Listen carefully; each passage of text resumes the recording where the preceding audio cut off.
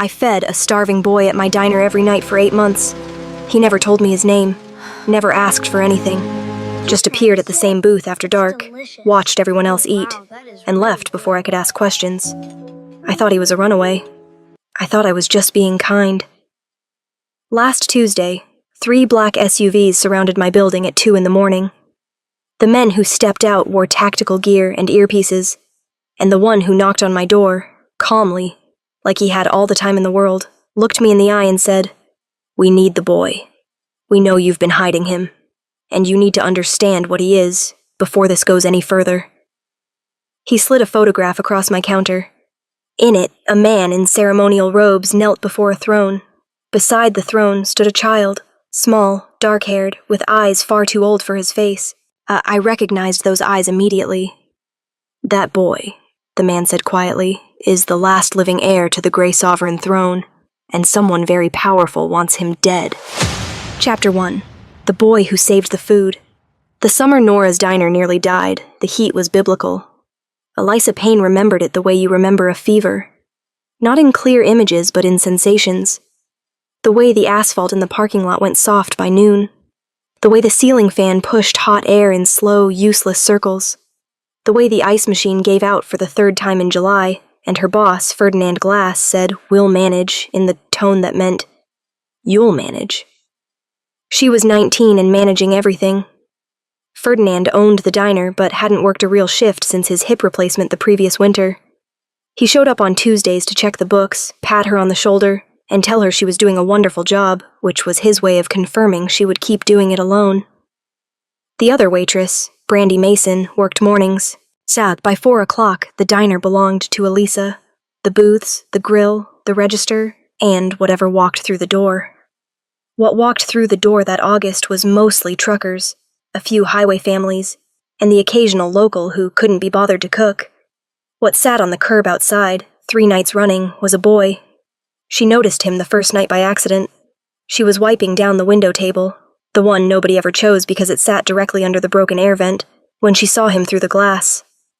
He was small, maybe 10 or 11, with dark hair that needed cutting and clothes that had given up trying to fit him. He sat on the parking curb with his back straight and his hands folded in his lap, watching the diner door with an expression that wasn't hunger exactly, though hunger was certainly part of it. It was more like calculation, like he was running numbers in his head, measuring something. She went outside on her break and asked if he needed help. He looked at her with eyes that stopped her completely, pale gray, almost silver, with a steadiness in them that had no business belonging to a child, and said nothing. "Are you okay?" she tried. Nothing. "Is someone coming to pick you up?" He held her gaze for 3 full seconds. Then he looked back at the diner door. She went back inside, rattled in a way she couldn't explain. The second night, he was there again. Same curb, same posture. She brought him a cup of water and set it beside him without speaking. He didn't touch it while she watched. But when she glanced out 20 minutes later, the cup was empty, and he was gone. The 3rd night, she made a decision. She was pulling a plate of eggs from the pass-through. A customer had sent them back, barely touched, claiming the yolk was too firm. When she looked out the window and saw him again. Same spot. She watched him for a moment. Watched him watch a family through the glass. A father, a mother, 2 kids splitting a stack of pancakes. Syrup dripping off the edges. His face didn't change. That was the worst part. He'd trained it not to.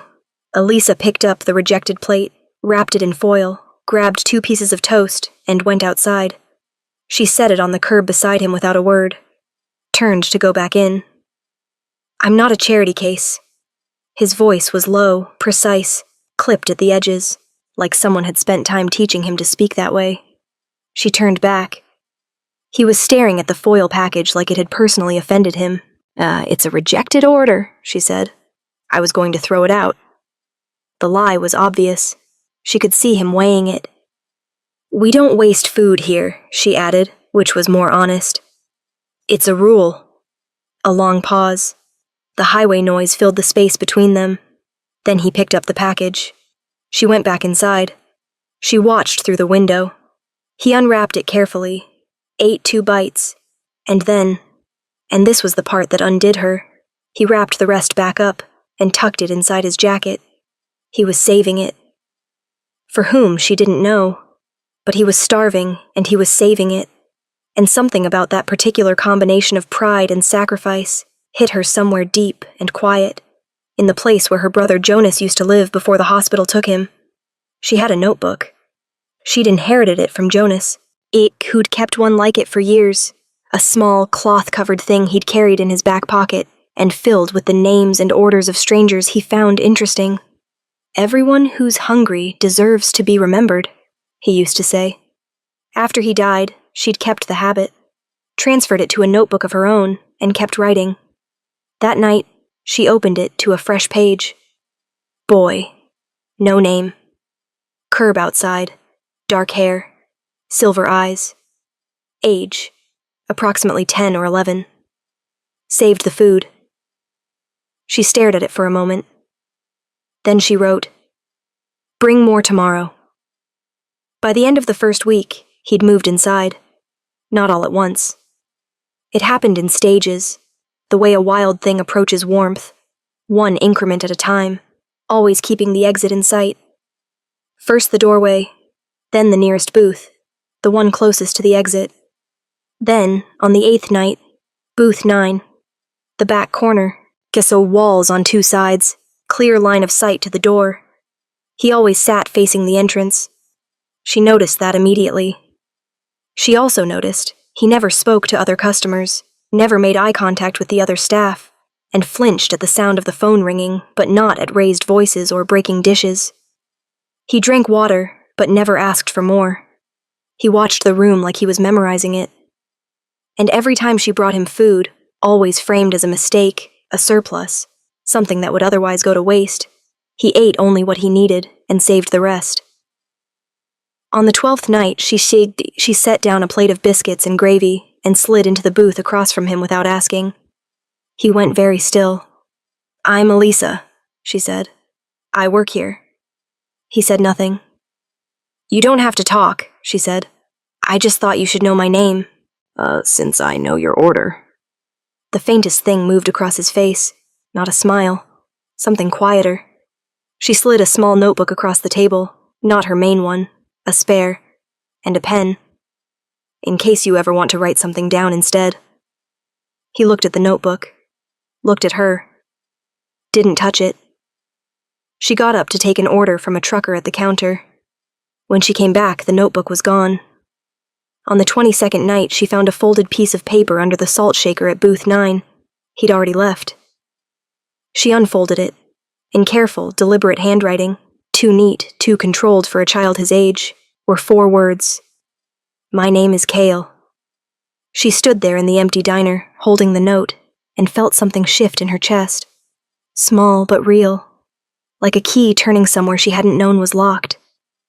She went to her notebook, found his entry. Crossed out no name. Wrote Kyle, and then, because she had no last name and suspected she wouldn't get one, she left the space beside it blank. For now. She didn't know then what the name meant. Didn't know it was not the name he'd been born with, but the name he'd chosen when the one he was born with became dangerous to carry. She didn't know that 3 cities away people were looking for him. She didn't know that her brother had known this boy's family. She didn't know any of it. She just knew his order. Biscuits and gravy, 2 biscuits saved, and that he sat in booth 9 like the walls were keeping him together. And for now, that was enough. Chapter 2. The rules he lived by. September arrived and broke the heat like a promise finally kept. The diner regulars returned, the ones who'd stayed away all summer because Ferdinand refused to fix the air conditioning. Old Rocco Haney came back to his usual stool at the counter, ordered black coffee and wheat toast, and complained about his knees with the cheerful dedication of a man who had nothing more urgent to do. The highway families thinned out. The truckers stayed because truckers always stayed. Kale stayed too. Elisa had half expected him to disappear when the seasons changed, the way strays sometimes do. There one day, gone the next, leaving nothing but the habit of looking for them. But every night between 8 and 8:30, The bell above the diner door would sound and she would look up and he would be sliding into booth 9 with that careful, economical movement that used no more energy than necessary. She had started cataloging his habits the way Jonas had taught her, not to analyze, just to see. He always sat facing the door. He never removed his jacket inside, even now that the heat had broken. He flinched at sirens, but not at thunder, not at shouting, not at the sound of dishes shattering when Brandy dropped a full tray one Tuesday morning. And the crash brought everyone in the diner to attention. Cale, who had been nursing a glass of water at booth 9, simply looked up, assessed, and looked back down. He was afraid of organized pursuit, not chaos. She wrote that in the notebook without fully understanding why it felt important. He watched exits, set to every time a new customer entered, his eyes went to the door first, then swept the room in a pattern, left wall, right wall, counter, kitchen pass-through, before settling. It took him less than 3 seconds. She timed it once. He ate only what he needed and saved the rest, but the saving had changed. In the first weeks, he'd tucked the food into his jacket. Now he didn't. Which meant either he was no longer sharing it with someone, or that someone was no longer there to share with. She didn't ask. The question felt like touching something bruised. He never wasted water, not one drop. And he had begun, cautiously and without acknowledgement, to use the spare notebook she'd given him. She discovered this by accident. 3 weeks after she'd slid it across the table, she found it tucked behind the napkin holder at booth 9. He must have forgotten it, or perhaps left it deliberately. She was never sure. She picked it up, intending to set it aside for him, and it fell open. The pages were dense with small, precise handwriting. Not diary entries, not drawings, calculations. Column after column of numbers, dates, quantities, what appeared to be inventory records. Food costs, she realized slowly. He had been tracking what she gave him against what he estimated the diner's margin could absorb without Ferdinand noticing a discrepancy.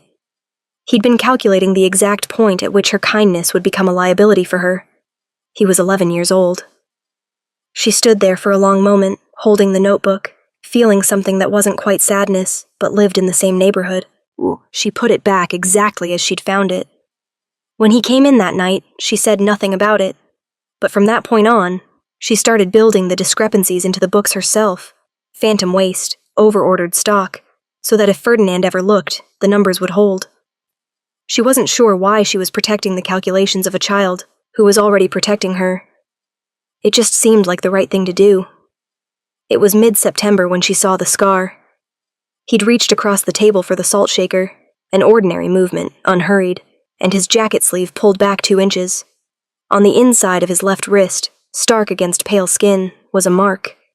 Not a burn, not an accident. It was too deliberate for that. A geometric shape, a circle, divided into sections, with what looked like a crown or stylized animal at its center.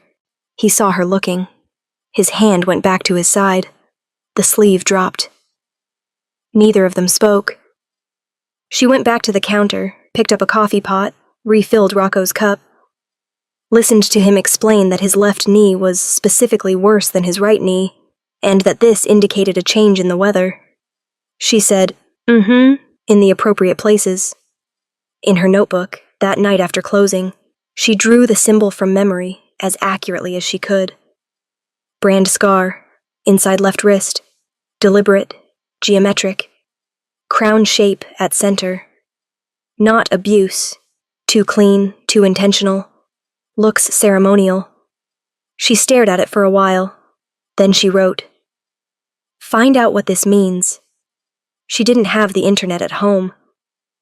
The library on Crane Street had 2 computers with dial-up access. She'd go Saturday morning, before her shift. Thursday night changed the schedule. She was taking out the trash, Ferdinand's one non-negotiable closing task, the thing he'd told her no fewer than 6 times was crucial to the atmosphere of the establishment, when she saw the car.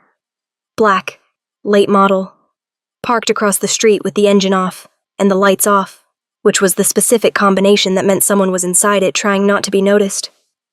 She stood by the dumpster and looked at it. It looked back at her, blankly, the way cars do. She went inside. 40 minutes later, when she locked the front door and flipped the sign to closed, she looked out the window. The car was gone. Cale had left 20 minutes before closing, same as always. She hadn't thought to warn him. Hadn't been certain there was anything to warn about. She told herself it was nothing. A couple parking to argue, as someone waiting for a passenger. She almost believed it. Friday morning, before Brandy arrived, Elisa unlocked the diner and found an envelope on the floor just inside the door, slid through the gap at the bottom, carefully, so it had landed without wrinkling. She picked it up. Inside was a single photograph, printed on plain paper, black and white, slightly grainy, taken from across the street and through the diner window. Booth 9. Kyle with his hands wrapped around a water glass. Herself standing 2 feet away, holding a plate. No note, no writing of any kind. Just the image. The two of them, framed in the window like a painting, completely unaware. She sat down heavily in the nearest booth and held the photograph and tried to slow her heartbeat to something manageable. Someone had been watching. Someone had been watching for long enough to bring a camera. She looked at the photograph for a long time. Then she opened her notebook, placed the photograph inside the back cover, and wrote the date carefully in the margin. Her hand was steady. She was surprised by that. She was also, underneath the fear, something else. Something harder and quieter. She was angry. That night, when Cale slid into booth 9, she brought his water and then sat across from him without preamble. He went still in the way that meant this is different. Someone was watching the diner last night, she said, keeping her voice low and level. Black car across the street, lights off. And this morning, someone had slid a photograph under the door. She slid it across the table. Of you and me. He looked at it. His face didn't change. But his hands, ears flat on the table, pressed down, a barely perceptible increase in pressure. Something being held very deliberately in place. Do you know who it was? She asked. He looked up at her. Those silver eyes, steady and too old. He reached for the spare notebook, opened it, wrote 4 words and turned it to face her. It won't happen again. That's not an answer to my question. He held her gaze, turned the notebook back, wrote 3 more words. It's better. Trust. She stared at it, the word trust in a child's deliberate handwriting, offered like a coin he wasn't certain she'd accept. She thought about the calculations he'd been running to protect her margins. The food saved for someone who was no longer there. The scar that looked like a ceremony. She thought about Jonas, who used to say that people worth knowing are the ones who protect you before you think to ask for it. She took the photograph back, put it in her notebook. Okay, she said. She got up and brought him his food. Behind her, so quiet she almost missed it beneath the hum of the ceiling fan, she heard him exhale, slow and careful, like something that had been braced for a long time finally, briefly, resting. She didn't turn around. She just wrote it down later. Cale. Booth 9. Biscuits and gravy. Trusts me with the parts he can't say. I think I trust him back. Chapter 3. What the Storm Brought. The call came on a Wednesday. Elisa was behind the counter running the end-of-night numbers when her phone buzzed against the register, an unknown number which she normally ignored. Something made her answer. Silence on the other end. Then a woman's voice, low and precise. The boy in your diner. Stop feeding him. The line went dead. She stood holding the phone for a long moment. The ceiling fan turned. The ice machine hummed.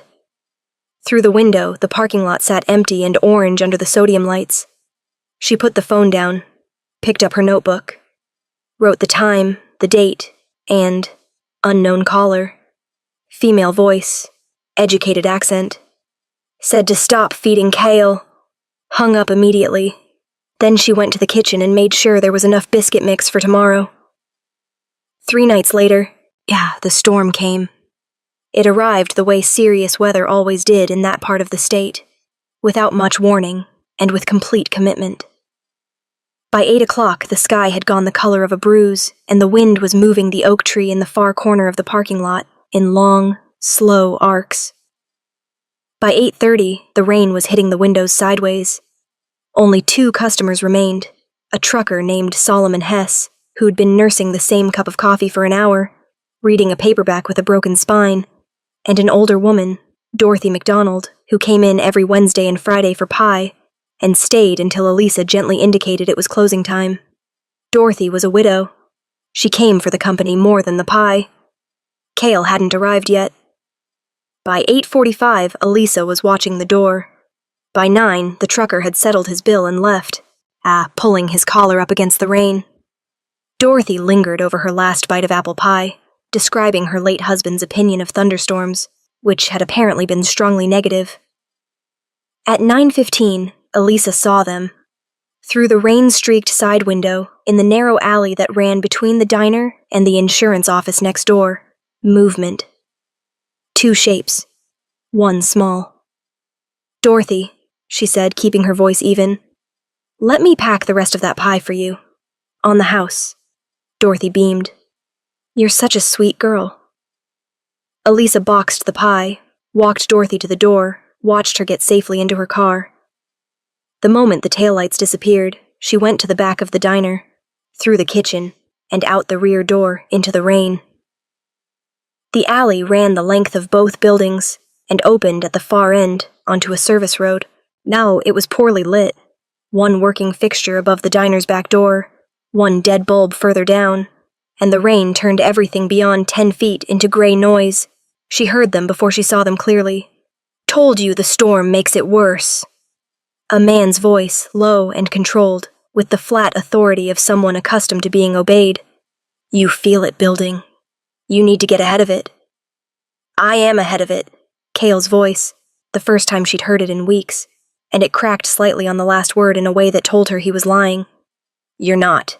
Look at your hands." A pause. "Cale." "I said I'm fine." Elisa moved forward until she could see them. The man was tall, well over 6 feet, with close-cropped dark hair going silver at the temples, and the kind of build that suggested he'd been physically formidable for so long, it had simply become structural. He was crouched slightly to Cale's level, not in a threatening way, but in the way of someone who had learned that looming didn't help. Cale stood with his back against the brick wall, arms wrapped around himself, jaw set. Even through the rain and the dim light, she could see that his hands were shaking. The man's grip on Cale's shoulder was firm, but not rough. Still, something about the size of him against the size of Cale made every instinct she had go loud and sharp. "Hey!" she called. Both of them turned. The man's eyes found her immediately, not the slow scan of someone surprised, but the instant focus of someone who had already registered her presence and was simply waiting to see what she'd do with it. His eyes were amber, even in the bad light. Amber and completely, unnervingly alert. "This doesn't concern you," he said. Not unkindly, definitively. "He's 11, she said, "and you're a grown man holding him against a wall in an alley. It concerns me." "Elisa," Cale's voice was tight. "It's okay. This is—" He stopped, made a sound that wasn't quite pain, something compressed and involuntary, and doubled forward slightly. She was moving before she'd decided to move. "Cale, don't!" The man stepped between them, not blocking her exactly, but repositioning, putting himself where he could manage both of them at once. "If you startle him right now, it will make this significantly worse." "Make what worse? What's happening to him?" The man looked at her with those amber eyes and did something she hadn't expected. He told her the truth. Or the edge of it. "He's trying to hold something back," he said. "He does this when the barometric pressure drops. He's been managing it alone for months, and he is not as good at it as he thinks he is." "I'm fine," Cale said through his teeth. "You are not fine," the man said without heat. "You're burning through it. Stop fighting and let it move through you." "There are people," Cale gestured vaguely toward the diner. "There's no one left inside," Elisa said. He looked at her. Sweat and rain on his face, hands still shaking, and underneath it all, that same composure he always carried, but cracking now, visibly, at the seams. "It's just us," she said. "I sent Dorothy home." Something shifted in his expression. "Okay," he said quietly. "Okay." He closed his eyes. What happened next lasted perhaps 40 seconds, and restructured something fundamental in the way Elisa understood the world. It began with the shaking stopping, not gradually, but all at once, like a switch thrown. Then a stillness that was too complete, too total, the kind that precedes rather than follows. The amber-eyed man stepped back and said nothing. Cale's frame seemed to compress and then, not violently, not with the horror movie grotesquerie she would have expected if she'd ever imagined such a thing, simply change. Like watching a drawing shift into a different drawing while you weren't quite looking directly at it. His outline blurred at the edges. The jacket, the two large clothes, gone or around him. She couldn't quite track it. Where Cale had been standing, a wolf sat in the rain. Small, dark-furred, silver-eyed. The same eyes. She recognized them without question. Silence. The wolf looked at her. She looked at the wolf. Her back found the opposite wall. She was not aware of having moved. "Breathe," the man said to her this time. She breathed. The wolf, Cale, sat very still, rain running off his fur, watching her with an expression that was so recognizably his. So precisely that careful, waiting quality she'd seen across Booth 9 for months, that the impossible thing in front of her became briefly, absurdly, manageable. "How long has he—" she started. "Always," the man said simply. "And you're—" "His uncle, Wes Vincent." He said it like it cost him something to offer it. I've been looking for him for 4 months." She stared at the wolf. "He didn't tell me." "He couldn't." A pause. "He trusted you with what he could." It took another 10 minutes for Cale to shift back. When he did, he was shaking again. Differently now, the deep muscle trembling of something spent, and he sat down heavily on an overturned milk crate and put his face in his hands. Elisa went inside, came back with a blanket from the lost and found box and a plate of biscuits. She set both down beside him without a word. He looked up at her. His eyes were back to silver, human, exhausted, and braced for something. Disgust, she realized. He was braced for her disgust. "Kitchen mistake," she said. "Shame to waste them." His face did something complicated. He pulled the blanket around his shoulders and picked up a biscuit. Wes watched this exchange with an expression she couldn't fully read. Something between relief and the particular pain of witnessing something you've wanted badly for someone you love. "He needs to come with me," Wes said. "Properly, this time. There are people looking for him, and they're not careful people." Elisa looked at Cale. "Is that what you want?" The question clearly surprised Wes. Cale was quiet for a moment, then he nodded, once. "Okay," Elisa said. She went back inside to the light and the hum of the ice machine and the notebook on the counter. She opened it to his page. Cale, Booth 9. She paused, then wrote, "He's a wolf. His uncle found him. He's leaving." He ate the biscuits first. Chapter 4. A name, a scar, and a lie. Wes gave her one night. He said it plainly. She, standing in the alley with the rain thinning to a drizzle around them. He would come back tomorrow at closing time, and Cale would leave with him. There were arrangements to make. Safe passage to organize. He said these things with the clipped efficiency of someone managing logistics, not emotions. Which she suspected was how he managed most things. Cale said nothing during this. He sat on the milk crate with the blanket around his shoulders and ate biscuits and watched his uncle with the careful neutrality of someone who had learned that objecting was less useful than observing. When Wes left, disappearing into the service road with a silence that seemed deliberate, Elisa looked at Cale. "You have tonight," she said. "Come inside." She locked the front door, flipped the sign, and made hot chocolate from the packet mix they kept behind the counter for the rare customer who asked. She set a mug in front of him at Booth 9 and slid in across from him, and for a while neither of them said anything, The storm had gentled to a steady, quiet rain. The diner felt smaller in the good way, the way it did after closing when it belonged only to whoever was still in it. Cale wrapped both hands around the mug. His hands had stopped shaking. She opened the spare notebook, his notebook, though she'd never called it that, and set it on the table between them with a pen. "I have questions," she said. "You don't have to answer all of them, but I'd like to ask." He looked at the notebook, then at her. He nodded. "Your name," she said. "Cale isn't the name you were born with, is it?" A long pause. Then he picked up the pen. "No. The name you were born with. Is it dangerous to use?" He considered the word dangerous with the seriousness it deserved. "Yes." "Okay." She folded her hands on the table. "The scar on your wrist. I saw it in September. I drew it from memory." She opened her own notebook, found the page, turned it to face him. He looked at her drawing for a long moment. Something moved behind his eyes. Not surprise exactly. More like the recognition of something inevitable.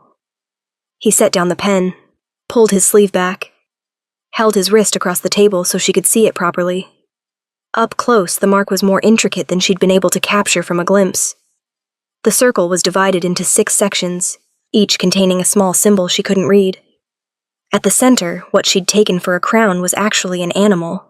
A wolf, she understood now, rearing up on its hind legs, head raised. "What does it mean?" she asked. He picked up the pen, took a long time with the answer, which told her it was complicated. "It means I belong to something, whether I want to or not." "The wolf inside the circle," she said. "Is that your pack?" "My bloodline." He paused, added, "My father's." "And your father—" He put the pen down. Just once, briefly, flat on the table. The punctuation of someone who had reached the edge of a door they weren't ready to open. She nodded. "Okay, not that one." She reached across and turned her notebook to a fresh page. Then she did something she hadn't planned to do. She started reading to him. Not her entries about him. The others, the strangers.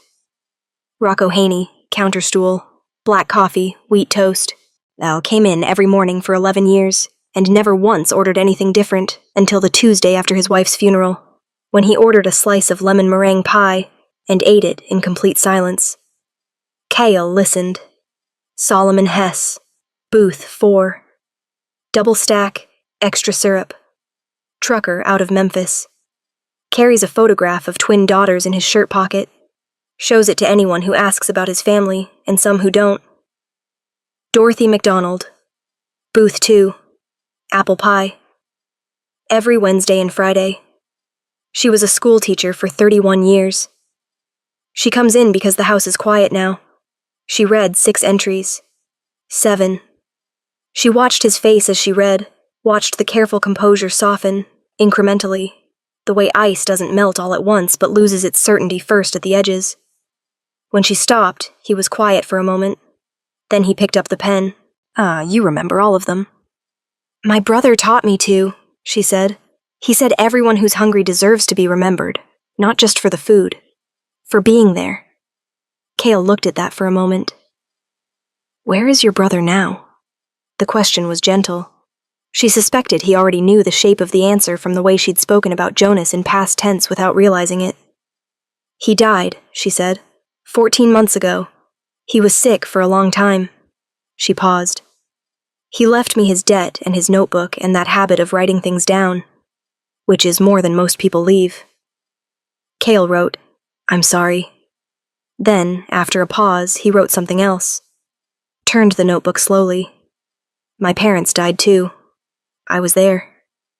She held the weight of that sentence with both hands, metaphorically. Didn't flinch from it. Didn't rush to fill the space it left with comfort, because comfort offered too quickly was just another way of asking someone to be done grieving. She just said, "I know." Not that she knew the specifics. She knew the shape, the before and after of it, the way the world reorganized itself around a loss, whether you were ready or not. He nodded once, precisely.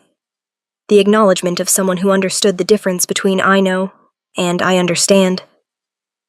Then he turned the notebook to a fresh page and wrote, in letters slightly larger than usual, "My real name is Calum.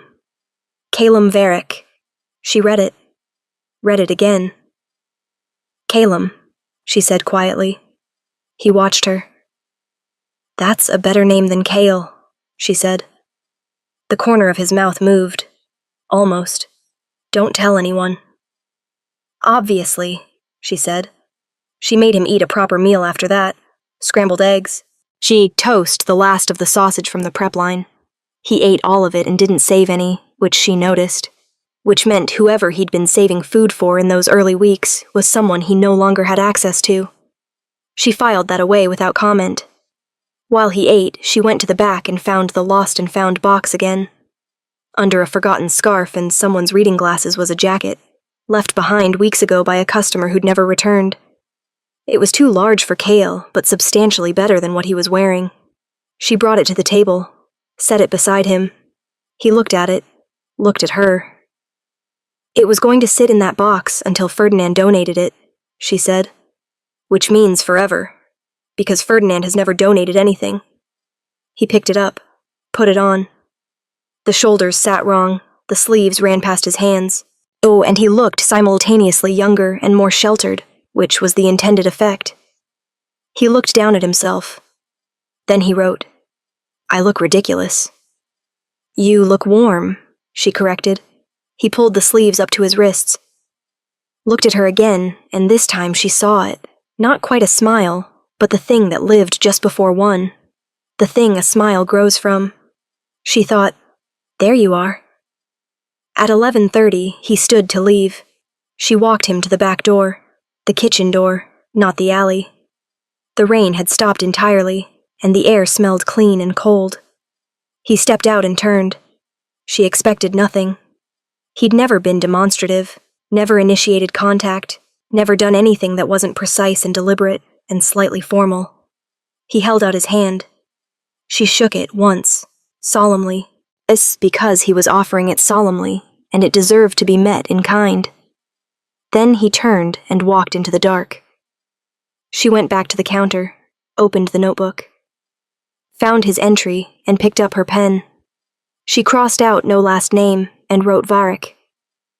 Then she sat for a while in the empty diner under the slow ceiling fan, thinking about a boy named Calum who held out his hand like a promise and walked away into the dark with a too large jacket and a name too dangerous to say. And below his entry, in her careful handwriting, "He told me his real name tonight. I think that cost him something significant. I don't intend to waste it." The next morning, she went to the library on Crane Street and sat down at one of the two computers with dial-up access and typed the word Varick into the search engine. The results loaded slowly, line by line. When they finished, she sat very still for a long time. Then she printed the page, folded it carefully, and put it in the back of her notebook beside the photograph of Booth 9. She locked both in the diner safe before her shift. She didn't tell anyone. Not yet. Chapter 4. A name, a scar, and a lie. Wes gave her one night. He said it plainly, standing in the alley with the rain thinning to a drizzle around them. He would come back tomorrow at closing time, and Kale would leave with him. There were arrangements to make, safe passage to organize. He said these things with the clipped efficiency of someone managing logistics, not emotions, which she suspected was how he managed most things. Kale said nothing during this. He sat on the milk crate with the blanket around his shoulders and ate biscuits and watched his uncle with the careful neutrality of someone who had learned that objecting was less useful than observing. When Wes left, disappearing into the service road with a silence that seemed deliberate, Elisa looked at Kale. "You have tonight," she said. "Oh, come inside." She locked the front door, flipped the sign, and made hot chocolate from the packet mix they kept behind the counter for the rare customer who asked. She set a mug in front of him at booth 9 and slid in across from him, and for a while, neither of them said anything. The storm had gentled to a steady, quiet rain. The diner felt smaller in the good way, the way it did after closing when it belonged only to whoever was still in it. Kale wrapped both hands around the mug. His hands had stopped shaking. She opened the spare notebook, his notebook, though she'd never called it that, and set it on the table between them with a pen. I have questions, she said. You don't have to answer all of them, but I'd like to ask. He looked at the notebook, then at her. He nodded. Your name, she said. Kale isn't the name you were born with, is it? A long pause, then he picked up the pen. No. The name you were born with. Is it dangerous to use? He considered the word dangerous with the seriousness it deserved. Yes.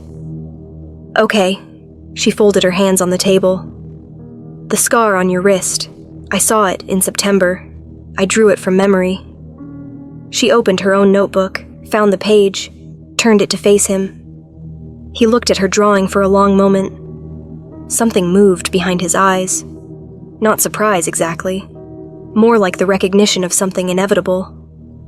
He set down the pen, pulled his sleeve back, held his wrist across the table so she could see it properly. Up close, the mark was more intricate than she'd been able to capture from a glimpse. The circle was divided into 6 sections, each containing a small symbol she couldn't read. At the center, what she'd taken for a crown was actually an animal. A wolf, she understood now, rearing up on its hind legs, head raised. What does it mean? She asked. He picked up the pen. Took a long time with the answer, which told her it was complicated. It means I belong to something, whether I want to or not. The wolf inside the circle, she said. Is that your pack? My bloodline. He paused, added, my father's. And your father. He put the pen down. Just once, briefly, flat on the table. The punctuation of someone who had reached the edge of a door they weren't ready to open. She nodded. Okay, not that one. She reached across and turned her notebook to a fresh page. Then she did something she hadn't planned to do. She started reading to him. Not her entries about him. The others. The strangers. Rocco Haney. Counterstool. Black coffee. Wheat toast. Came in every morning for 11 years, and never once ordered anything different until the Tuesday after his wife's funeral, when he ordered a slice of lemon meringue pie and ate it in complete silence. Kale listened. Solomon Hess. Booth 4. Double stack. Extra syrup. Trucker out of Memphis. Carries a photograph of twin daughters in his shirt pocket. Shows it to anyone who asks about his family, and some who don't. Dorothy McDonald. Booth 2. Apple pie. Every Wednesday and Friday. She was a school teacher for 31 years. She comes in because the house is quiet now. She read 6 entries. 7. She watched his face as she read, watched the careful composure soften, incrementally, the way ice doesn't melt all at once but loses its certainty first at the edges. When she stopped, he was quiet for a moment. Then he picked up the pen. You remember all of them. My brother taught me to, she said. He said everyone who's hungry deserves to be remembered, not just for the food, for being there. Kale looked at that for a moment. Where is your brother now? The question was gentle. She suspected he already knew the shape of the answer from the way she'd spoken about Jonas in past tense without realizing it. He died, she said, 14 months ago.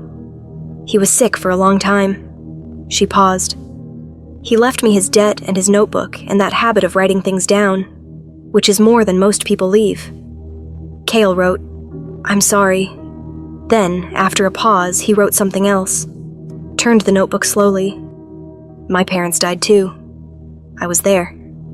She held the weight of that sentence with both hands, metaphorically. Didn't flinch from it. Yet didn't rush to fill the space it left with comfort, because comfort offered too quickly was just another way of asking someone to be done grieving. She just said, I know. Not that she knew the specifics. She knew the shape, the before and after of it. The way the world reorganized itself around a loss, whether you were ready or not. He nodded once, precisely. The acknowledgement of someone who understood the difference between I know and I understand. Then he turned the notebook to a fresh page and wrote, in letters slightly larger than usual, My real name is Calum Varick. She read it again. Calum, she said quietly. He watched her. "That's a better name than Kale," she said.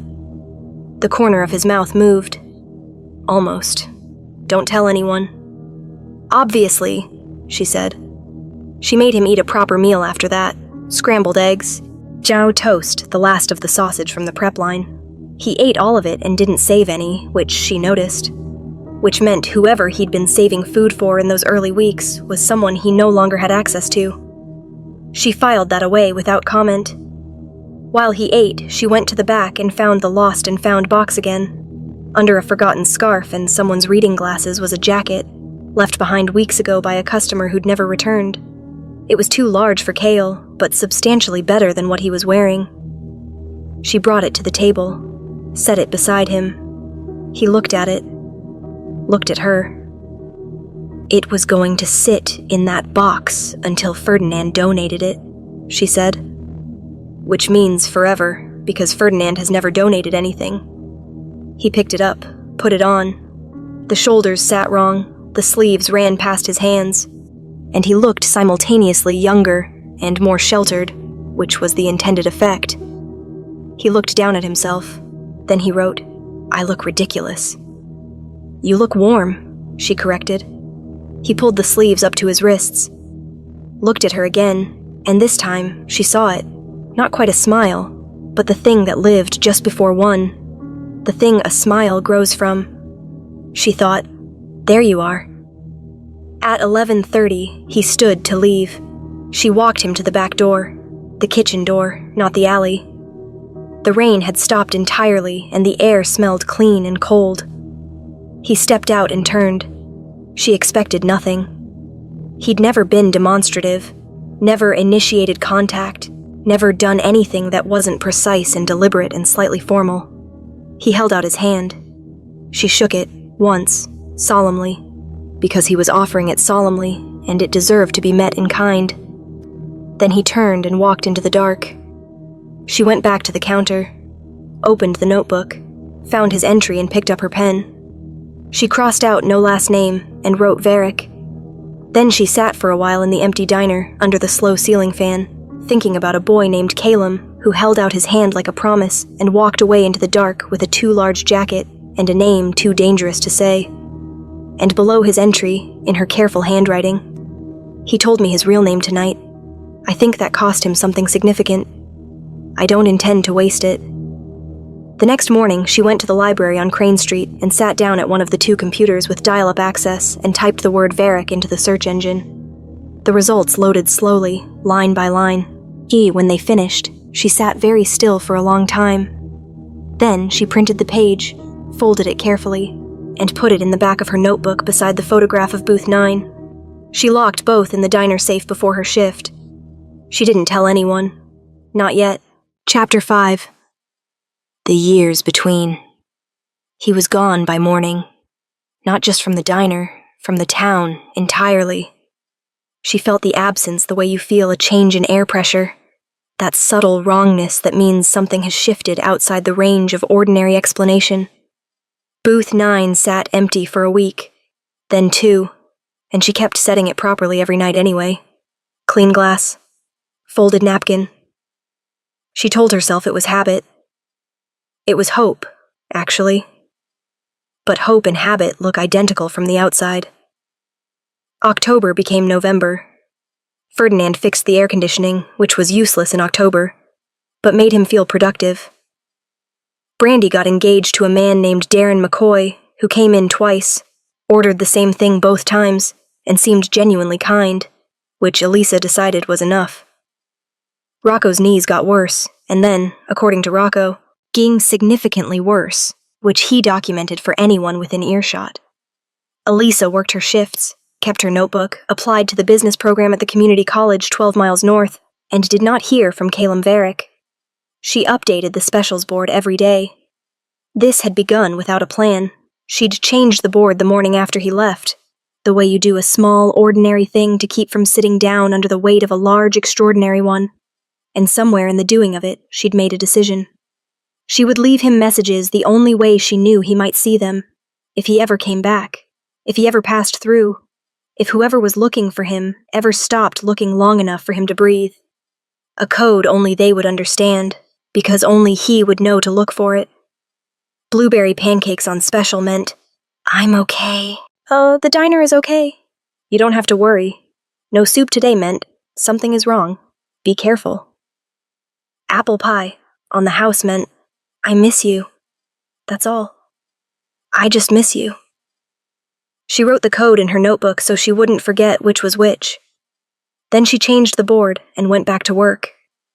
She didn't know if he ever saw it. For 3 years, she didn't know. The library computer gave her more than she'd expected. The Varick name appeared in 3 places online in 1998, which in internet terms was nearly nothing. A genealogical forum thread that had gone unanswered. A scanned page from what appeared to be a regional historical archive, in a language she didn't recognize. And a single paragraph in an English-language article about Eastern European noble bloodlines, which mentioned the Grey Sovereign Pack in the same breath as terms like extinct lineage and politically dissolved and no surviving heirs confirmed. That last phrase she underlined in her printed copy. No surviving heirs confirmed. Not no surviving heirs. Confirmed. The distinction felt deliberate, like a door left unlocked by someone who wanted it found. She put the printout in the safe beside the photograph. She kept going to the library. She kept looking. By December, she had 7 printed pages. By February, she had 14. By the following autumn, when she started her first semester of business courses, she had a separate folder. She didn't know what she was building toward. She just knew Jonas had taught her that information was only wasted when you stopped paying attention to it, and she had stopped doing a great many things in her life before they were finished, and she was tired of that particular habit. The anonymous donation arrived in March of the 2nd year. She found it in the form of a cashier's check in an envelope slid under the front door. No return address, no note, made out to Nora's diner in the exact amount of 3 months of back property taxes, which she knew because Ferdinand had complained about the tax bill in her presence 6 weeks earlier, and she'd written the figure in her notebook out of the habit of writing things down. Ferdinand, when she showed him, looked at it for a long time. Then he said, "Must be an admirer," with the satisfaction of a man who assumed all good things were ultimately directed at him. Eliza put the envelope in the safe. She was fairly certain she knew who it was from. She changed the board that afternoon. Apple pie on the house.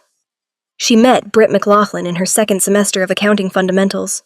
He was funny in the specific way that made difficult things easier, not by minimizing them, but by finding the absurdity that lived alongside the difficulty, which was a more sophisticated skill than it appeared. He was studying civil engineering and was, by his own admission, catastrophically bad at accounting, which was why he was in the class twice. He borrowed her notes after the 3rd lecture and returned them with a coffee stain and a genuine apology, and an offer to buy her dinner as compensation. She said yes because she was tired of eating alone, and he seemed safe, which she recognized was not the most romantic reason to say yes to dinner, but was at least an honest one. By spring, he was her boyfriend. By summer, she had told him about Jonas, which was the test she applied to people without telling them it was a test, whether they could hear about her brother without trying to fix the fact of him being gone. Britt listened and said, "He sounds like someone worth knowing," which was exactly the right thing to say. She didn't tell him about Calum, not because she was hiding it. She thought about it several times, sitting across from Britt at the small table in his apartment, or walking back from campus in the early dark of November. She thought about how to explain it. There was a boy who came to the diner.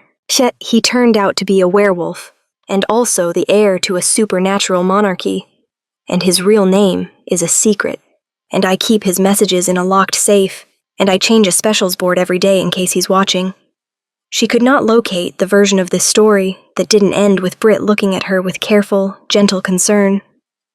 So she kept it where it lived. In the notebook, in the safe, in the part of herself she'd sectioned off and labeled Jonas's work, still in progress.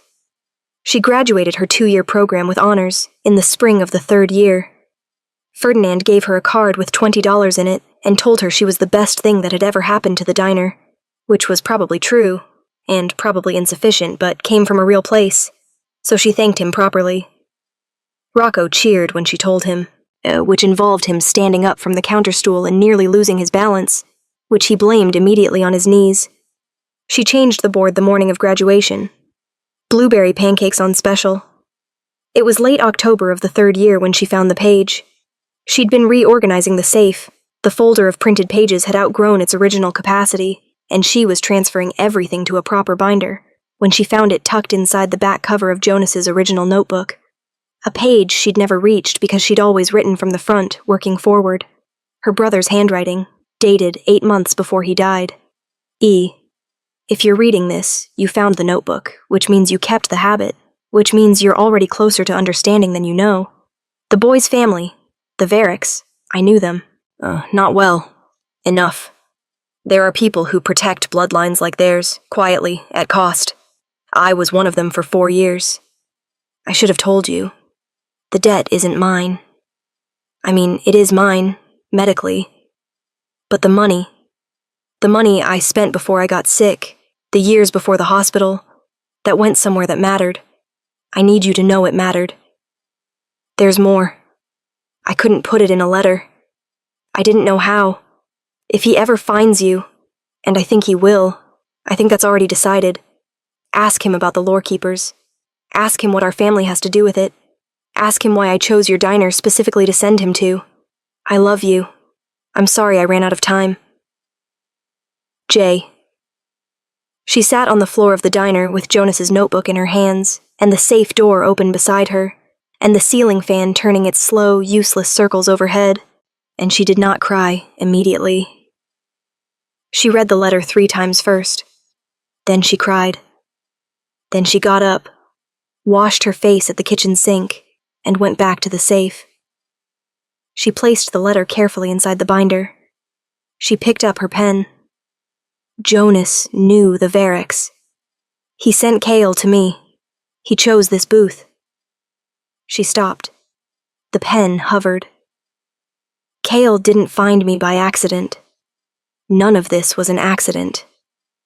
She put the pen down, picked up her phone, changed the board mentally. It was too late to change it physically, nearly midnight. Tomorrow she would put up apple pie on the house. Tomorrow she would also start looking for whatever a lore keeper was. She was closing up alone 3 weeks later, November, deep and cold outside, when she heard it. 3 short knocks on the back door. She went still. 3 short knocks. The signal. The one he'd established wordlessly in those early weeks, when he'd sometimes arrived at the back instead of the front, and knocked that specific pattern so she'd know it was him, and not be frightened. She hadn't heard it in 3 years. Her hands were completely steady as she walked to the back door. She noticed that about herself with some detachment, the steadiness. Jonas would have said it meant she'd been ready longer than she knew. She opened the door. The boy was gone. In his place stood someone who was unmistakably, heartbreakingly, still Kyle. The same silver eyes, the same quality of attention, the same particular stillness, but assembled now into someone entirely different in scale. Tall, broad through the shoulders, a face that had finished becoming itself, and arrived somewhere that made it very difficult to look away. Yet he was also, she noticed, bleeding slightly above his left eyebrow. He looked at her. She looked at him. "You kept the board," he said. His voice had dropped into something resonant and low, the clipped precision still there, but settled now into something easier, like a language he'd finally stopped translating. "Every day," she said. He exhaled, that same exhale she remembered from the alley, the long-held thing finally setting down its weight. She stepped back from the door. "Booth 9 is still free," she said. He came inside. Chapter 6. The Man He Became. She didn't ask about the cut above his eyebrow. Not immediately. She brought him water first, muscle memory, the same glass, the same booth, and sat across from him the way she always had, without asking permission, because some things didn't require renegotiating just because time had passed. He looked at the water glass. Something crossed his face. "You still use the thick ones," he said. "Ferdinand tried to switch to the thin ones last year. I switched them back." "Why?" "They feel like something," she said. "The thin ones feel like nothing. He considered this with the same seriousness he'd given her notebook entries when he was 11.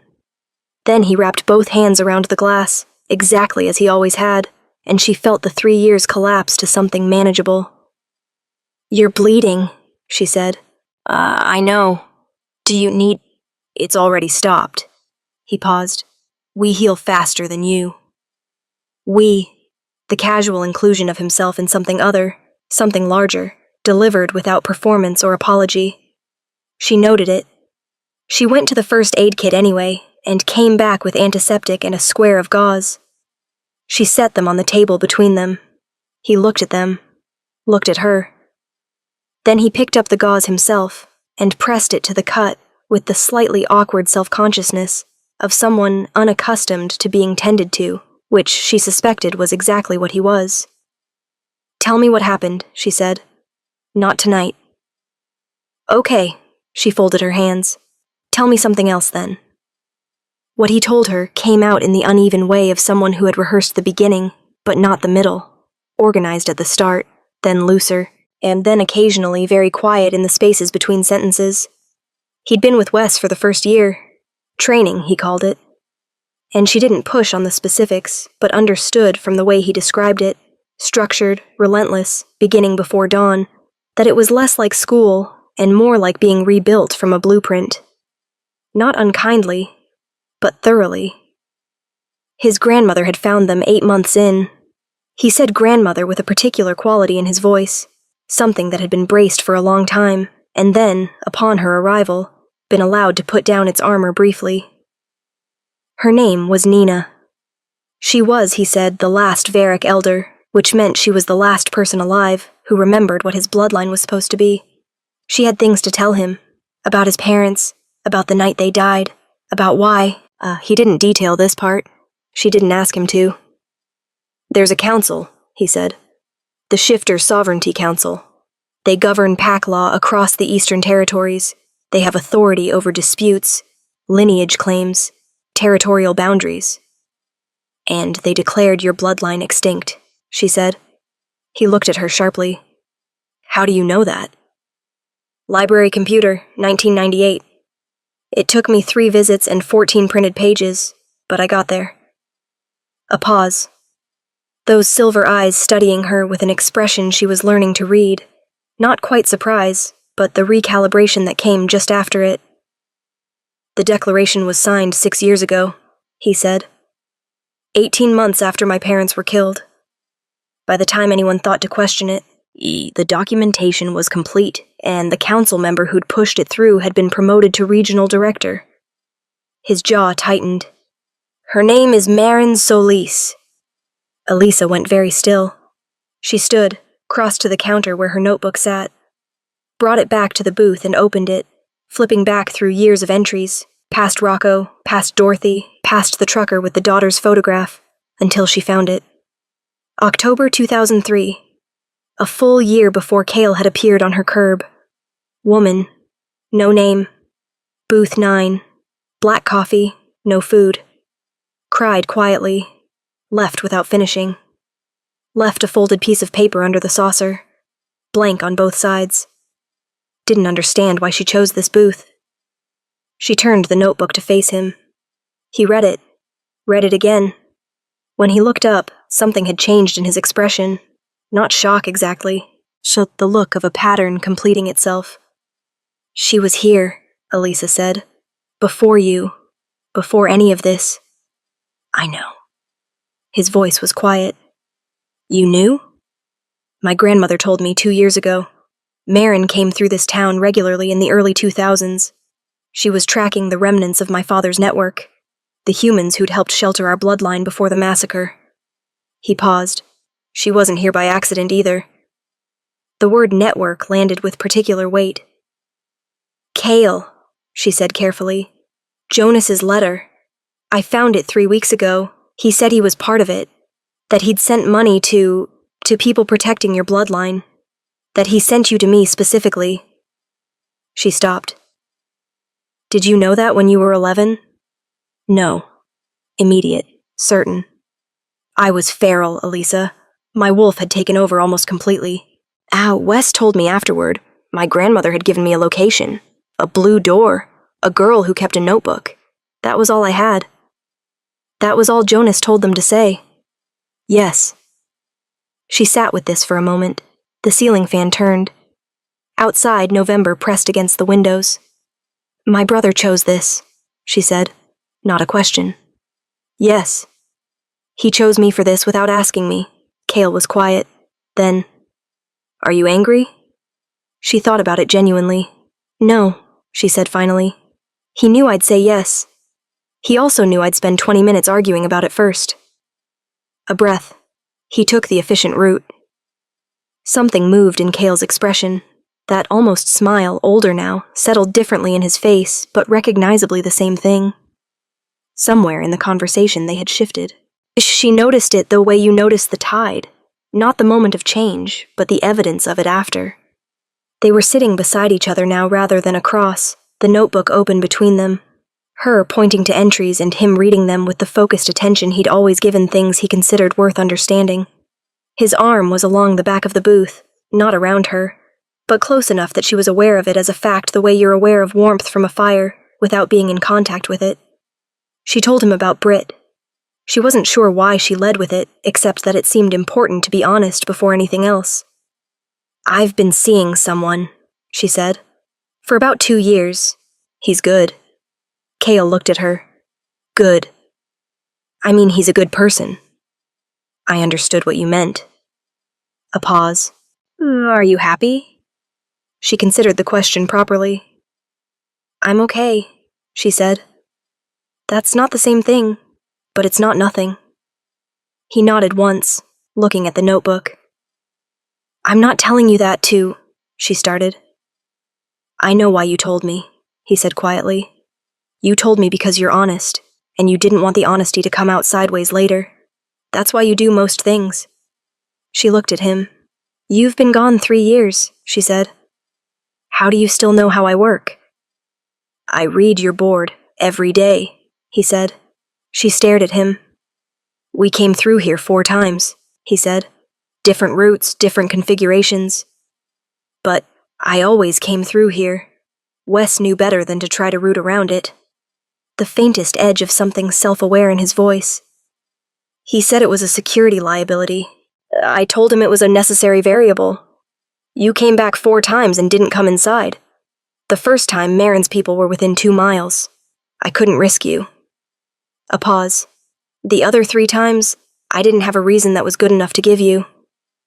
She understood this. She didn't like it, and she understood it. The board, she said finally. You saw it. Every time.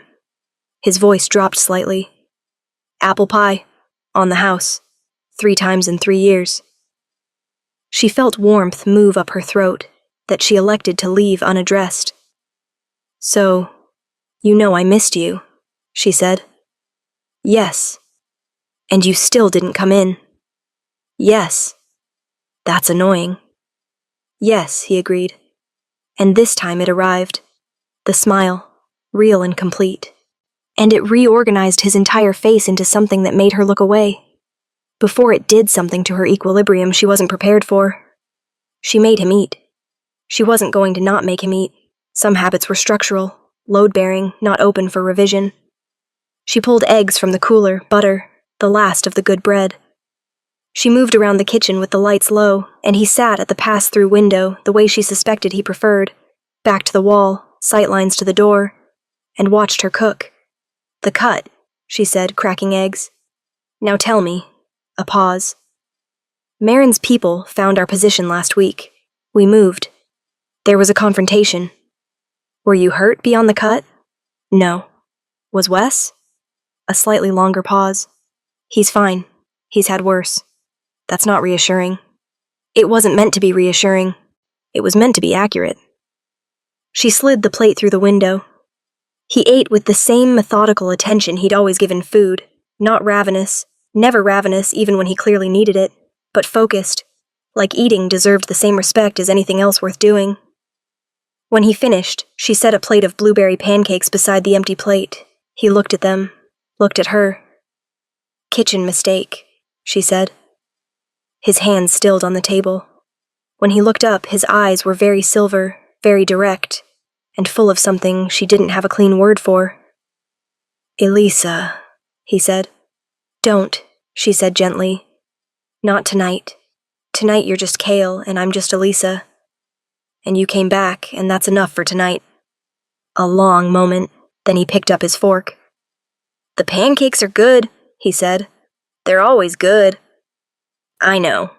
A pause. "I tried to make them once. 3 years ago. They were terrible." "How terrible?" "Wes refused to eat them. Wes eats everything." She laughed, real and sudden, the kind that catches you off guard. He watched her laugh with an expression of such open, unguarded warmth that she was grateful she was looking away when she registered it. At midnight, she opened the safe. She pulled out the binder, the folder, the photograph from the first year. She placed Jonas's letter on the table between them. He read it without touching it. When he finished, he was quiet for a long time.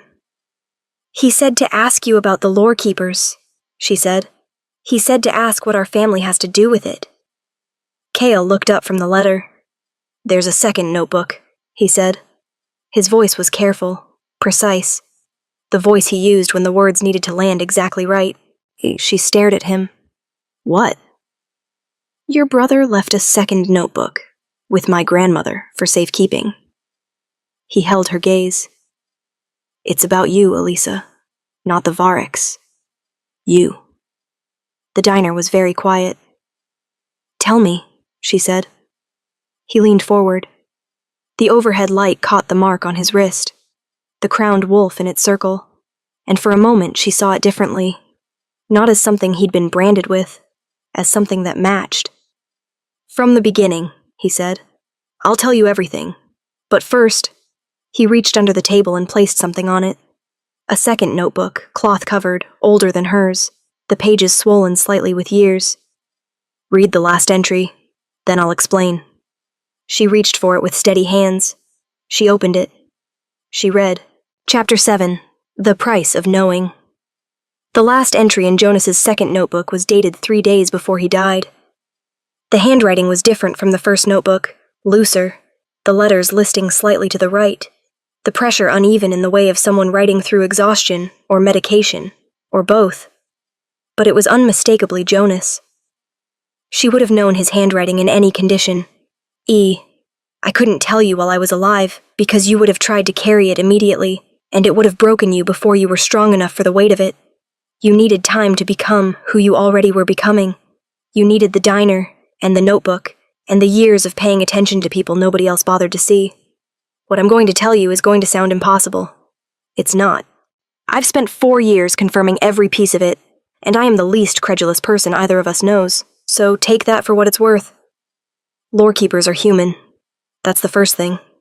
They exist inside the shifter world, but they're not shifters. They're something older. Before packs had written records, before territorial law, before councils, there were humans who bonded to pack bloodlines and became living repositories of pack memory.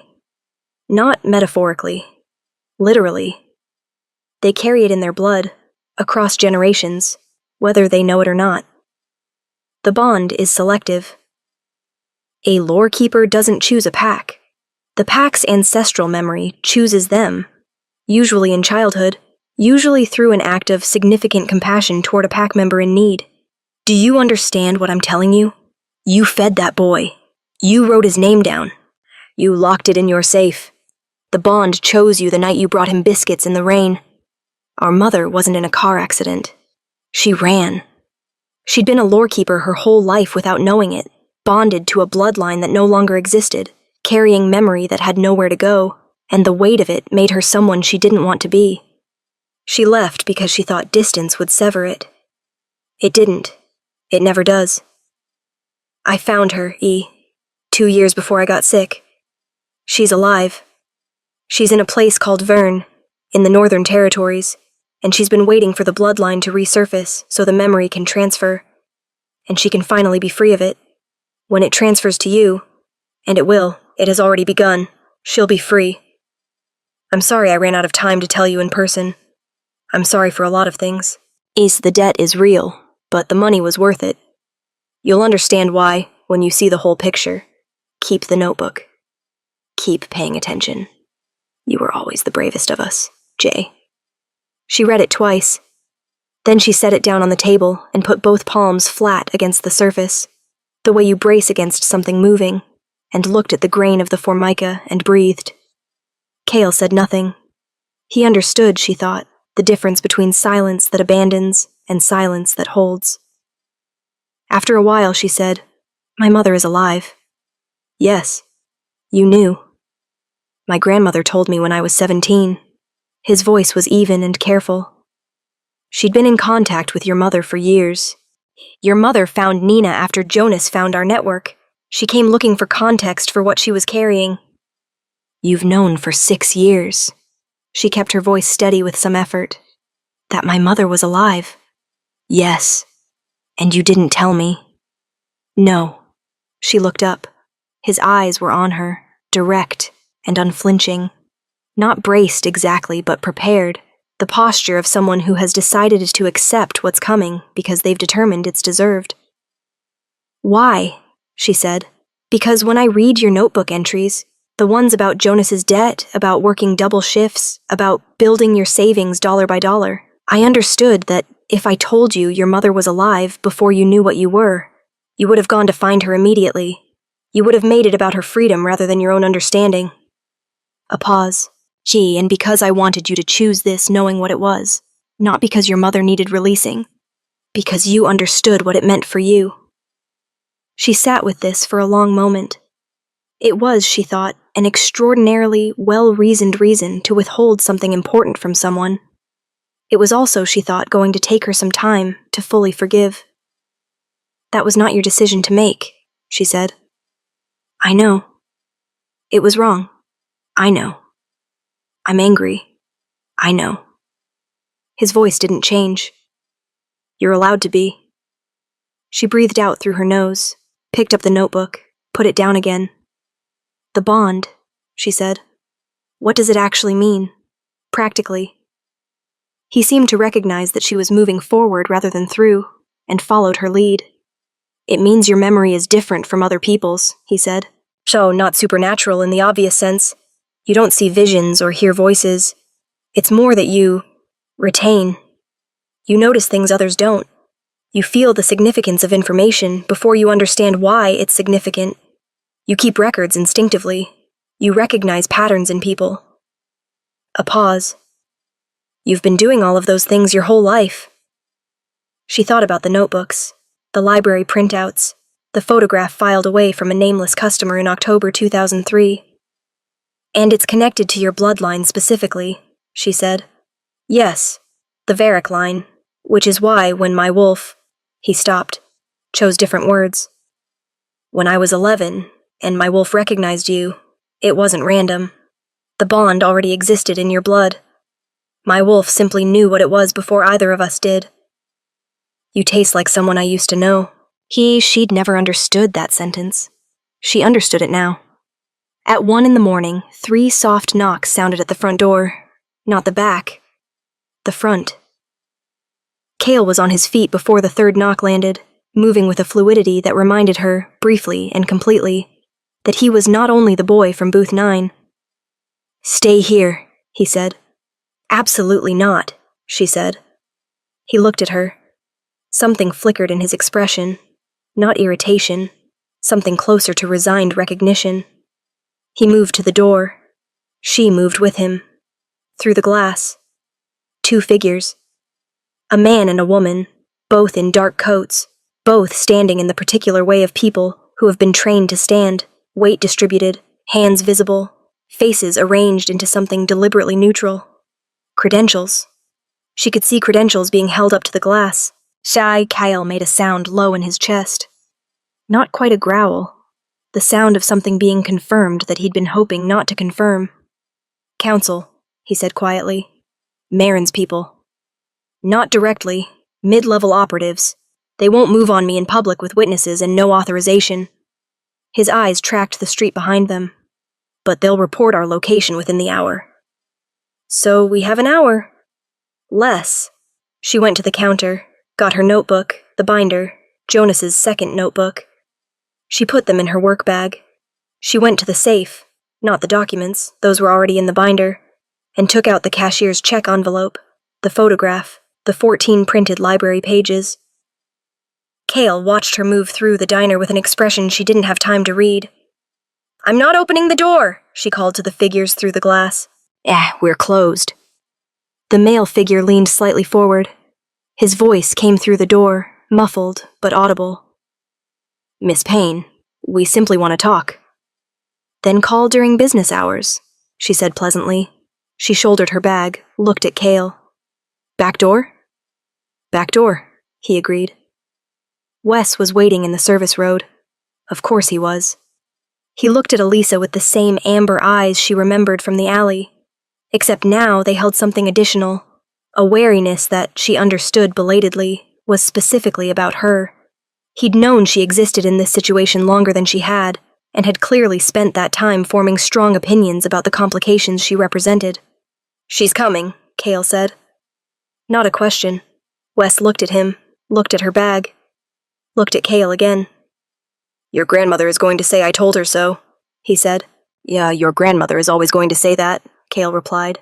"It doesn't correlate with whether you should have listened." A muscle moved in Wes's jaw.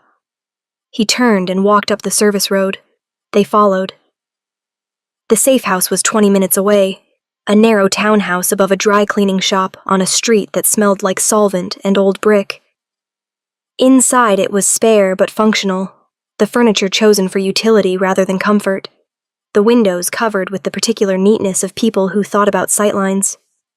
Nina Varick was sitting at the kitchen table when they arrived. Elisa had not known what to expect from the last elder of a royal shifter bloodline.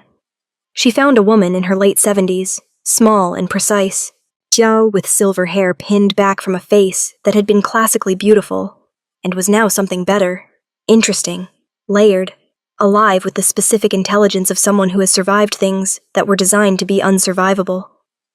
Her eyes were Cale's eyes, silver, not amber. The Varick eyes, then. She looked at Elisa for a long moment. Then she said in accented but exact English, "I wondered when you'd finally come. Your brother knew. He tried to tell you before he died." Elisa set her bag on the table. "He did tell me," she said. "He was just 3 years late." Nina studied her. Then, unexpectedly, she smiled, small and sharp and genuine. "Sit down," she said. "I'll make tea. We have a great deal to discuss, and less time than I'd like." They talked until 4 in the morning. Nina told her things that rearranged the furniture of her understanding without demolishing the house.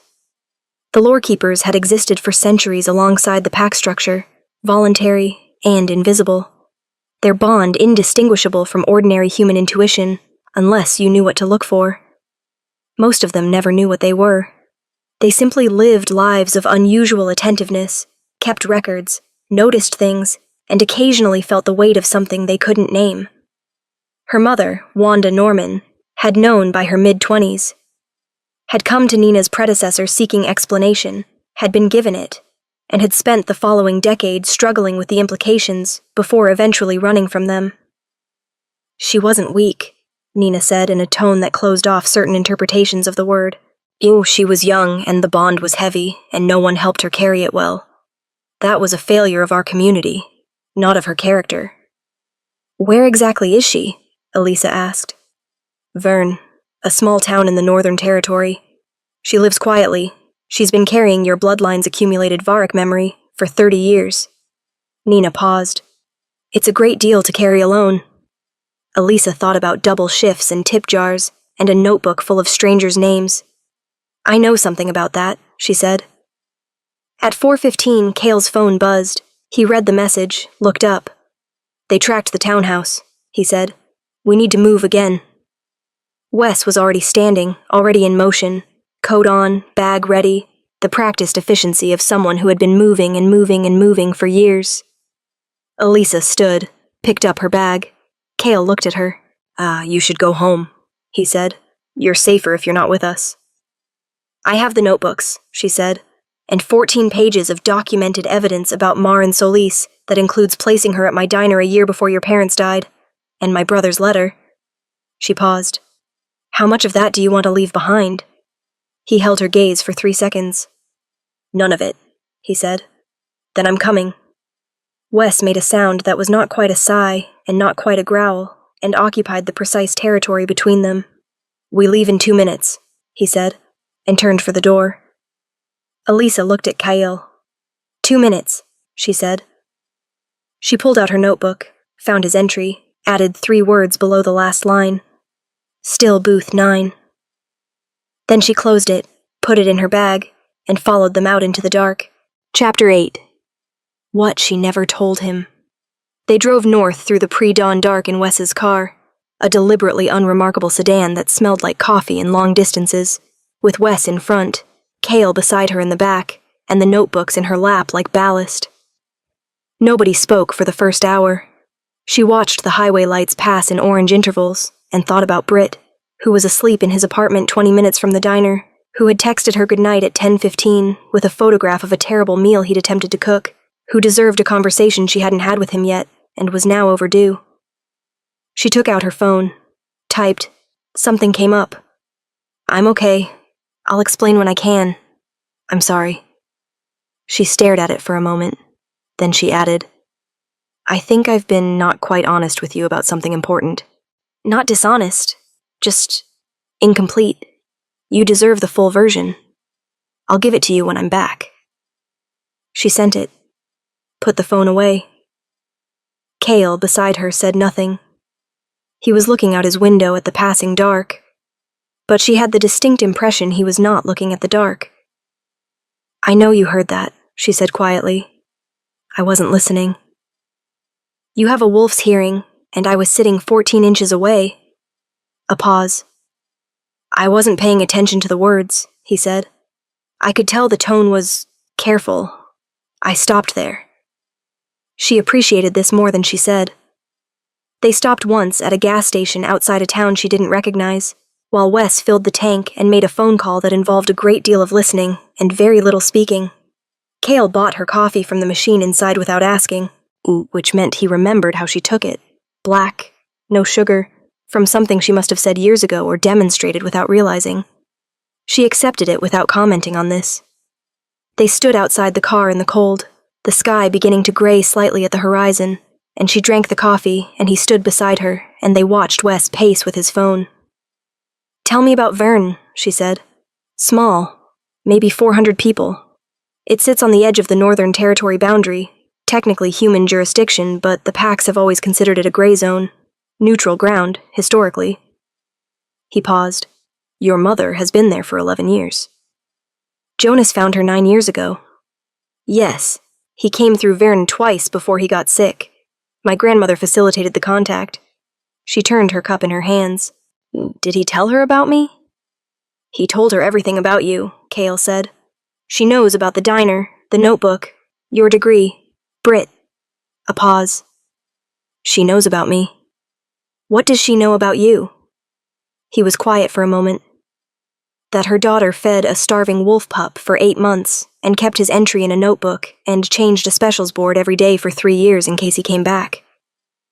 The horizon was definitely graying now, a thin, cold light, reluctant but arriving. How did she respond to that? Elisa asked. My grandmother said she cried, he said. And then she said, and I was told this verbatim, that sounds exactly like something Elisa would do. She gets it from Jonas. Elisa looked at her coffee. She knows me, she said, not with bitterness, with the complicated texture of something that was both a gift and an ache simultaneously. She never stopped, he said simply. Verna appeared in the mid-morning, a main street of practical storefronts, a church with a hand-painted sign, houses set back from the road behind old trees. It looked like 30 other small towns she'd driven through and felt, inexplicably, like somewhere she'd been before. The lore-keeper sensation, perhaps. She was beginning to learn the difference between her ordinary instincts and the other thing, the deeper register, the one that hummed rather than spoke. Wes parked on a residential street 3 blocks from the main road, a white clapboard house, well-kept, with a small porch and window boxes that had been properly put to bed for winter. She knows we're coming, Wes said. Nina called ahead. Elisa looked at the house. 19 years. She'd been 7 when her mother left. She had 4 clear memories of her. The smell of her hair, the sound of her laugh in the kitchen, the weight of her hand on Elisa's forehead when she was sick, and the morning she was gone with nothing but a note that Jonas, at 14, had read, and then burned, and told Elisa only that Mama had to go away for a while. She had spent a long time being angry. Then a longer time past anger, in the quieter territory where abandonment becomes simply a fact of your architecture, something that shaped you without defining you, if you were careful. She got out of the car.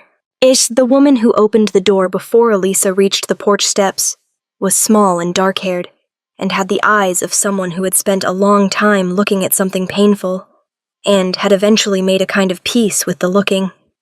She looked at Elisa the way you look at something you thought you'd lost. Wanda Norman said nothing for a long moment. Then she said, "You have Jonas's walk. You always did." Elisa stopped at the foot of the porch steps. "He burned your note," she said. "I never knew what it said." "I know." Wanda's voice was very steady. "I asked him to." "Why?" "Because it would have made you come after me. And I couldn't." She stopped, tried again. "I was not in a condition to be found then. I would have damaged you further trying to explain something I didn't understand myself. And now? Now I understand it." She looked at her daughter across the porch steps, with the specific courage of someone who has rehearsed a moment for years and discovered, upon its arrival, that rehearsal was insufficient. "And I know it doesn't fix 19 years. I'm not asking you to fix it. I'm asking you to let me explain." Elisa looked at her for a long moment. Then she walked up the porch steps. The house was warm and smelled like something baking. Bread, she thought, or biscuits.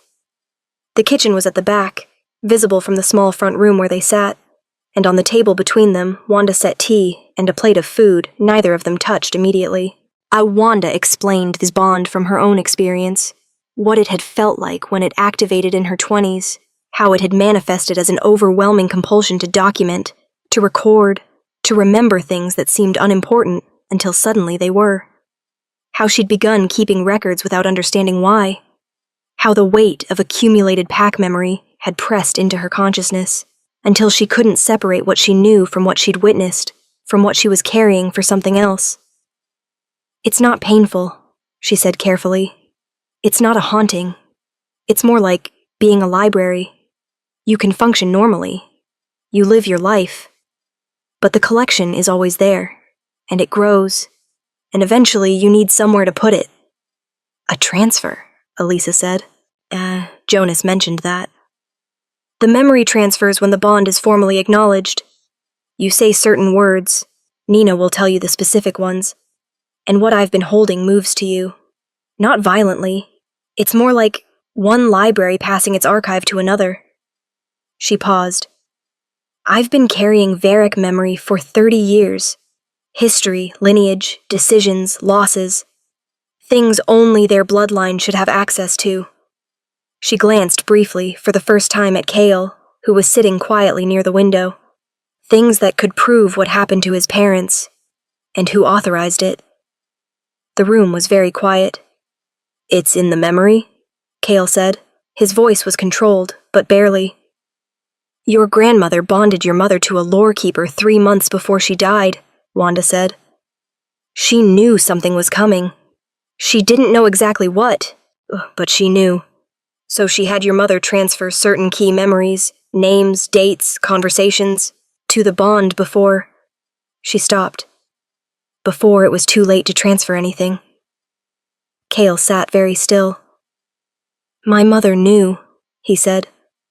"She was prepared," Wanda said gently. "She was afraid, but she was prepared. And she made sure what she knew would survive her." She looked at him steadily. "It's been in my keeping for 14 years. It has been waiting for your lorekeeper to receive it." Elisa made a decision in the way she made most important decisions, not with fanfare, but with the quiet certainty of someone who has been moving toward something long enough to recognize it when she finally arrives. "What do I need to do?" she asked. Wanda looked at her. Her eyes were bright with something that wasn't quite tears. More the look of someone setting down a weight so long carried it had become invisible. Nina needs to be present, she said. The elder of the bloodline speaks the acknowledgement. You speak the acceptance. And then it simply arrives. All of it.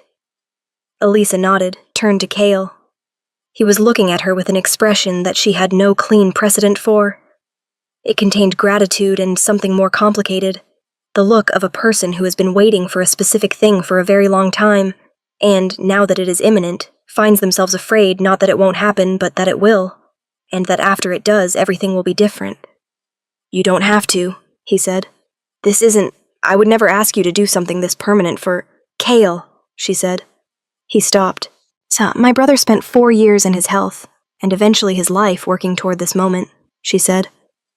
My mother has been carrying it alone for 30 years, and you have been running for 14. She held his gaze. I'm not doing this for duty.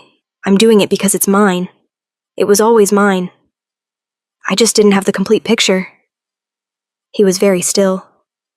And after, she said more quietly, when it's done and the archive is transferred, and your mother's memory is on record somewhere that can't be burned or buried, we're going to talk about the council. We're going to take what I'm holding into whatever room needs to receive it. That room, Wes said from near the door, speaking for the first time in an hour, will be the full Sovereignty Council session in 3 weeks. Nina has already filed for a formal convening. Emergency lineage claim. Elisa looked at him. You were already planning this, she said. We were hoping, he said. There's a difference. Nina arrived at noon, having driven through the night from the townhouse, and walked through Wanda's front door with the bearing of someone who had survived enough to stop being impressed by dramatic circumstances. She looked at Elisa. Your brother was a remarkable man, she said. I know, Elisa said. You're ready. It wasn't a question. Elisa answered it anyway. Yes. The formal acknowledgement took less time than she expected, and more out of her than she was prepared for. Not painfully, not in the way of something taken, but in the way of something arriving that needed room. Nina spoke in the old tongue, 4 sentences, so each one landing in Elisa's chest like something settling into a place that had been shaped for it. Wanda spoke her release, her voice steady and precise, and, at the end, briefly broken. And then the archive came. Not in images, not in voices, in something closer to deep, structural knowledge.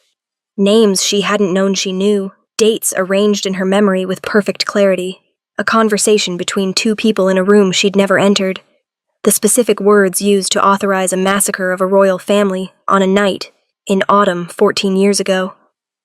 The name at the end of that authorization, Marin Solis. And above it, the countersignature she hadn't expected, a second name, the current chair of the full Sovereignty Council. Elisa opened her eyes. It wasn't just Marin, she said. Nina's expression confirmed it before she spoke. No, she said. It never was. Elisa reached into her bag, took out the notebook, picked up her pen. She began to write. Later, much later, when Nina and Wes had gone to the back room to make calls and her mother had quietly withdrawn to give them space, Elisa sat at Wanda's kitchen table with 3 notebooks open in front of her and wrote until her hand ached. Cale sat across from her and said nothing and was, she thought, exactly the right amount of present, close enough to be felt, quiet enough not to interrupt. At some point he went to the kitchen. She heard sounds she recognized, the specific percussion of someone who had attempted blueberry pancakes before and was trying again. She kept writing. When he set a plate in front of her, she looked up. The pancakes were not terrible. The edges were slightly uneven, and one was considerably smaller than the others, but they were golden and warm and unmistakably genuine. She looked at them, looked at him. Kitchen mistake? She said. No, he said. He sat down across from her. I meant those. She cut into one, ate a bite, looked up. They're good, she said. Something crossed his face, relief, or the cousin of it. He picked up his fork. Your mother, he said. How are you? She thought about it honestly. I don't know yet, she said. I think I'll know better when things stop moving long enough to feel it properly.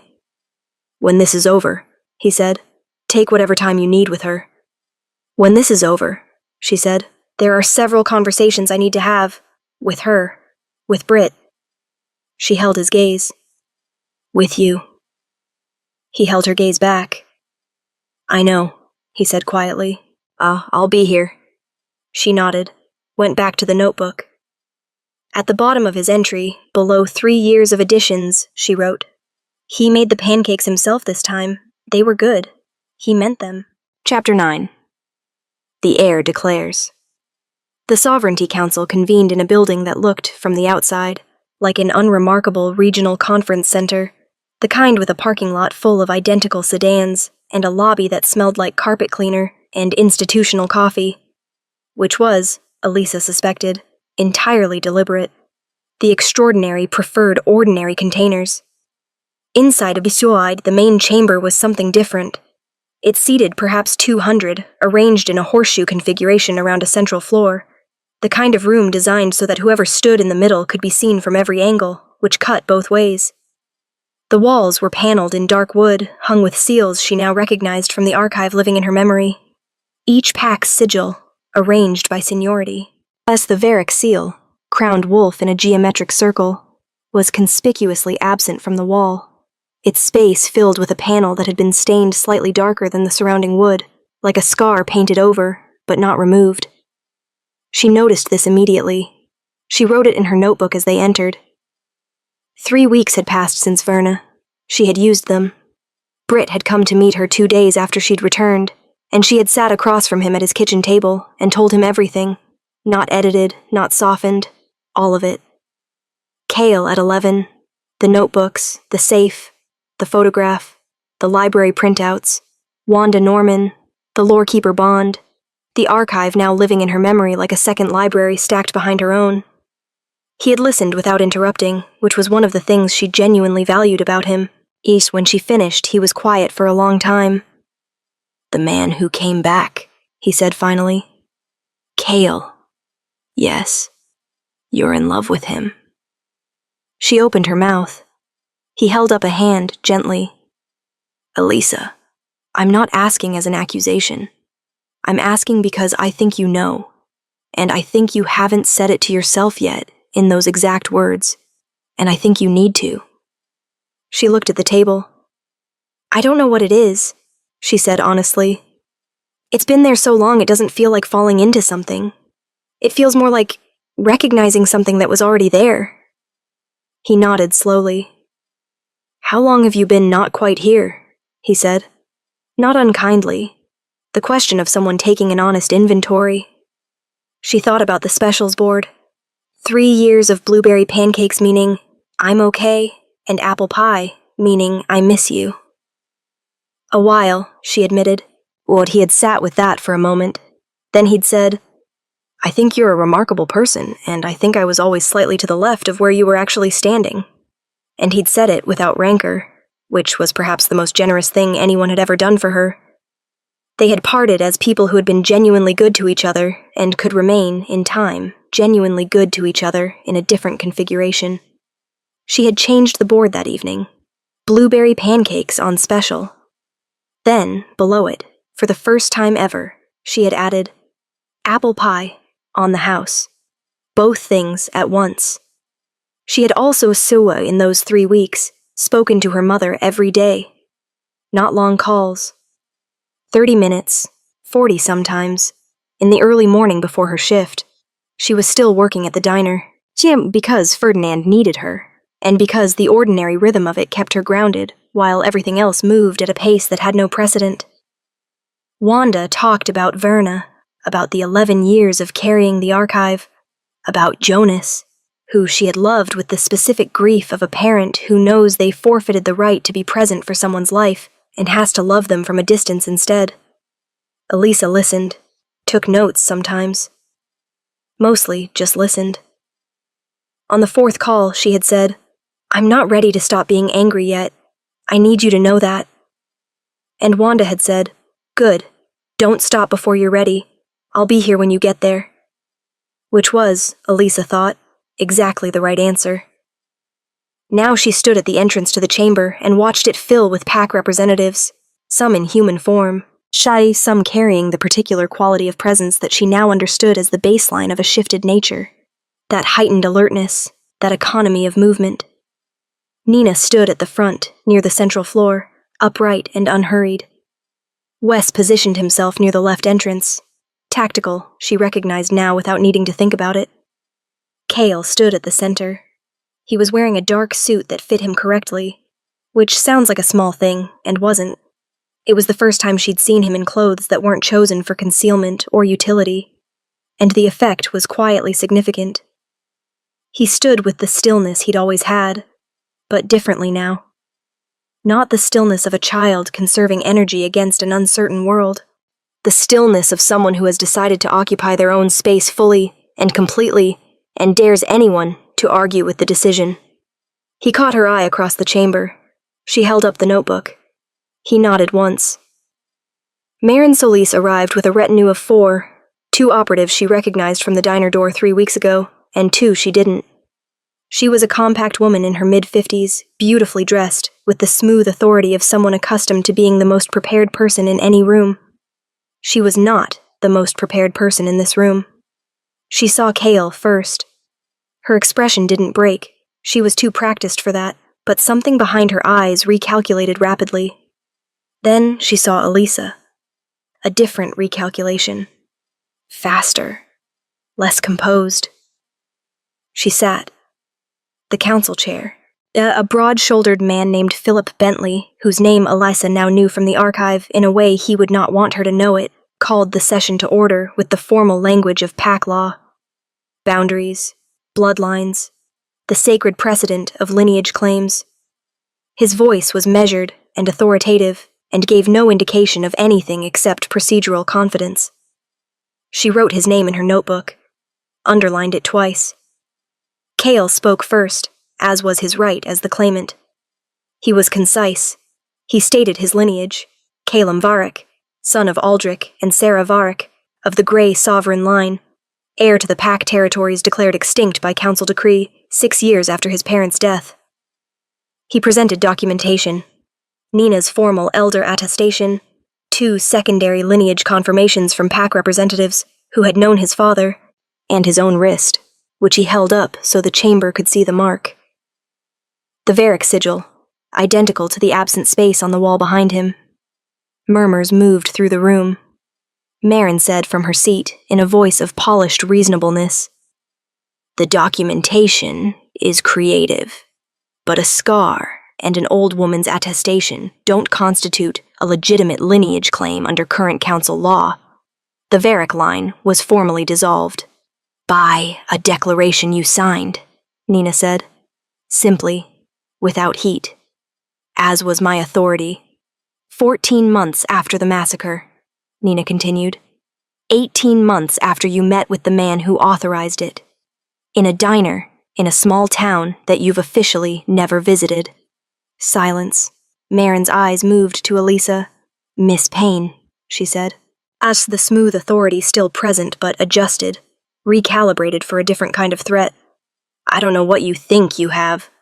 "October 14th, 2003, Elisa said. She didn't raise her voice. She'd learned from Jonas that a notebook didn't need to shout. "Booth 9, black coffee. You cried quietly and left without finishing. You left a folded piece of paper under the saucer, blank on both sides, which I found strange enough to write down." She opened the notebook. "I write down everything I find strange." She looked up. "I also write down everything I know. And I know quite a lot, Ms. Solis. More than I did 3 weeks ago." She walked to the center of the floor. She had not planned to do it this way. She'd imagined something more formal, more procedural, Cale speaking and her providing documentation from the side. But she was in the center of the room now, and every seat in the horseshoe was watching her, and the archive was arranged in her memory with perfect crystalline clarity, and she understood why her brother had chosen her. Not because she was brave, though perhaps she was. Because she paid attention. Because she wrote things down. Because she had never, once in her life, been able to walk away from something unfinished. She read from the notebook, name after name, date after date. A meeting in a neutral territory hotel in the autumn before the massacre. Marin and a man named Alejandro Klein, who was not a PAC representative, but a council-contracted enforcer, now retired. The specific language used to frame the Varric line as a territorial destabilizer. The authorization in Marin's handwriting, forwarded under Philip Bentley's counter-signature, granting Klein operational authority to, the archive's words, not hers, resolve the Varric succession question permanently. The room was completely still. Bentley said from his chair, "That documentation is unverifiable. Hearsay from a—" "It's not hearsay," Wes said from the left entrance. He held up a drive. "It's corroborated by financial records pulled from the council's own archived accounts, cross-referenced against Klein's operational expense reports from that period." He paused. "We've had 3 weeks." Marin stood. "This is fabricated," she said. Her voice had lost the polish. "This is a coordinated attack on council authority, using an illegitimate claimant and a human civilian, with no standing in PAC law." "She has standing," Nina said. "She's human." "She's a lorekeeper," Nina said. "Formally acknowledged, bond transferred, archive received. Under PAC law, the testimony of a bonded lorekeeper in a lineage proceeding carries the same evidentiary weight as an elder attestation." She looked at Bentley. "Which the chair knows. He helped draft that statute." Bentley said nothing. 3 representatives on the left side of the horseshoe stood, then 2 more on the right. One of them, a woman Elisa didn't know, with gray-streaked hair and the Varric eyes in a different face, said clearly, "I recognize the claim. I stand with the Grey Sovereign line." 2 others followed, then a third. Marin looked around the room. Then she looked directly at Elisa. "You think this is over?" she said.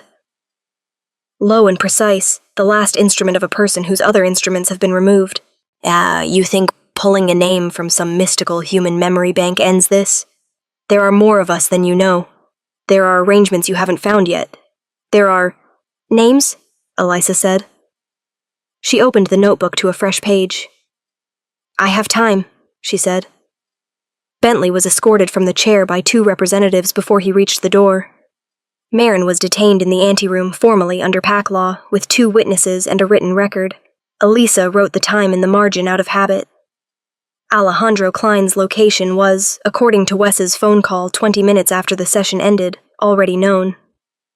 The 3 representatives who had stood first were in conversation with Nina about interim governance of the Grey Sovereign territories, their voices low and serious and purposeful. In the center of the chamber, after everyone had moved and everything had shifted, Elisa stood alone for a moment with her notebook in the afternoon light coming through the high windows, at a slant that turned the dark wood walls amber. She wrote the date, the time, the names of everyone present. Then she looked up and Cale was there, which she had not heard happen because he moved like water when he chose to. He looked at her for a long moment. "You walked to the center," he said. "I did.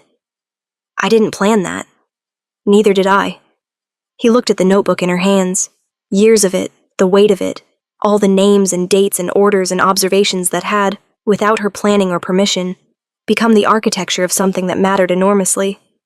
"Elisa," he said. "I know," she said. I haven't said anything yet." "I know what you were going to say." A pause. "What was I going to say?" She looked up at him. The amber light, the absent sigil on the wall behind him, the space where the Varric seal would be returned before this week was out. "That you've been waiting since you were 11 years old," she said. "And that the wolf knew before you did, and that you're sorry it took this long, and also not sorry because you think I needed the time to get here myself." She paused. "And that you meant the pancakes." He was very still. "I meant the pancakes," he confirmed. "I know." She closed the notebook. "I meant the apple pie." He reached out and tucked a strand of hair behind her ear with the careful deliberateness of someone performing an action they have thought about for a considerable amount of time, and she turned her face slightly into his hand without deciding to, and they stood like that for a moment in the amber light of the emptying chamber. "There are 17 things that need to happen in the next 72 hours, he said quietly. "I know." and conversations we haven't finished. I know. And your mother is in Vern waiting to hear how this went. I know. She looked at him. Cale. Yes. Shut up, she said, and closed the distance. The kiss was not dramatic in the cinematic sense. It was quiet and certain and long, the way things are when they've been decided for years, and are only now catching up with their own conclusion. His hands were careful, and his forehead came to rest against hers afterward, and he said her name once, just her name, in a voice that contained considerably more than a name. From somewhere near the left entrance, Wes said flatly, to nobody in particular, "Finally." Chapter 10. The Second Notebook.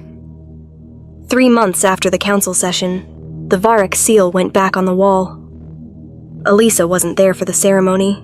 She was at the diner, working her last shift before Ferdinand's new manager took over, a capable woman named Joyce Metcalf, who had 20 years of restaurant experience and would, Ferdinand had assured Elisa 3 times, take excellent care of the place. Elisa had met Joyce twice, verified this independently, and was satisfied. She was still working the shift. Some endings deserved to be finished properly. Rocco came in at 7, ordered black coffee and wheat toast, and told her his knees were better, which was either true or a gracious lie, offered as a parting gift. She suspected the latter and loved him for it.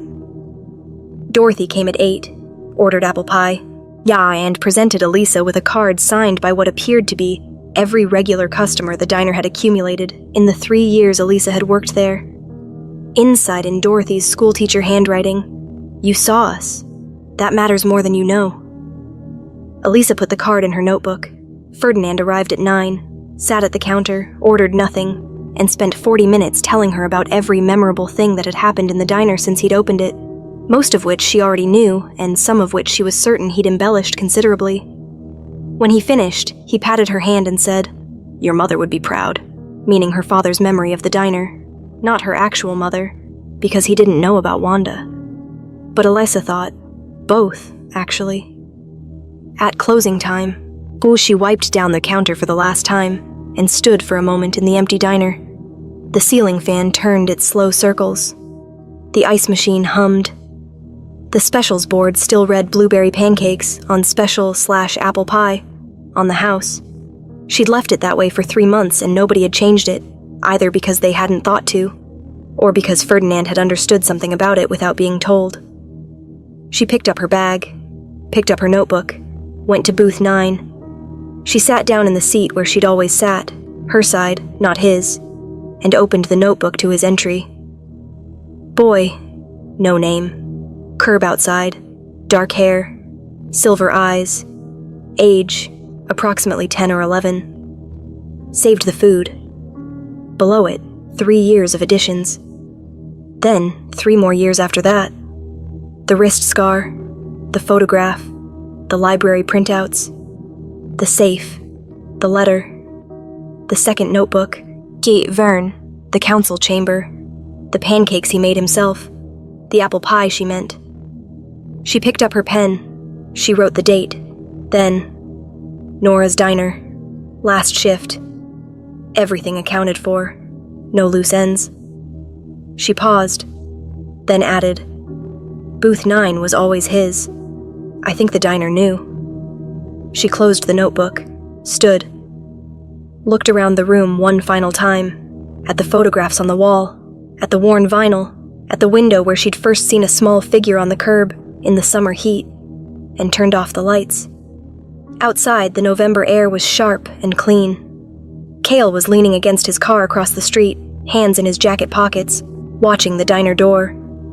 He was wearing the kind of clothes he'd learned to wear in the past 3 months, not the expensive formality of the council session, but something easier, chosen for comfort rather than armor. He looked, she thought, like someone who had figured out how to exist inside a life rather than alongside it. Last shift, he said. Last shift, she confirmed, crossing the street. How was it? Dorothy gave me a card. Rocco claimed his knees were better. Ferdinand talked for 40 minutes.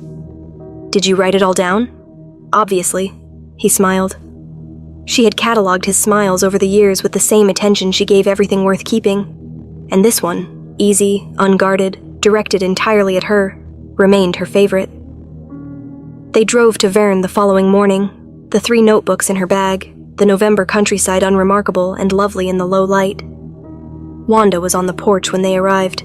Yet 3 months of daily calls had done what years of absence couldn't undo, but had quietly begun to reconstruct, something that wasn't yet what it had been, and was perhaps becoming something better, built by 2 adults who understood each other's architecture rather than assumed it.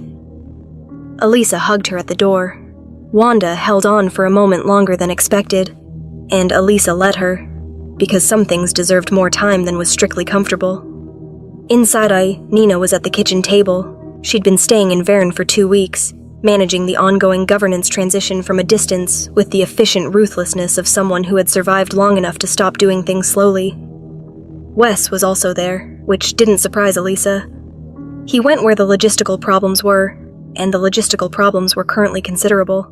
Shaw Marin's formal proceeding was moving through PAC legal channels with the slow certainty of something that had abundant evidence and patient counsel.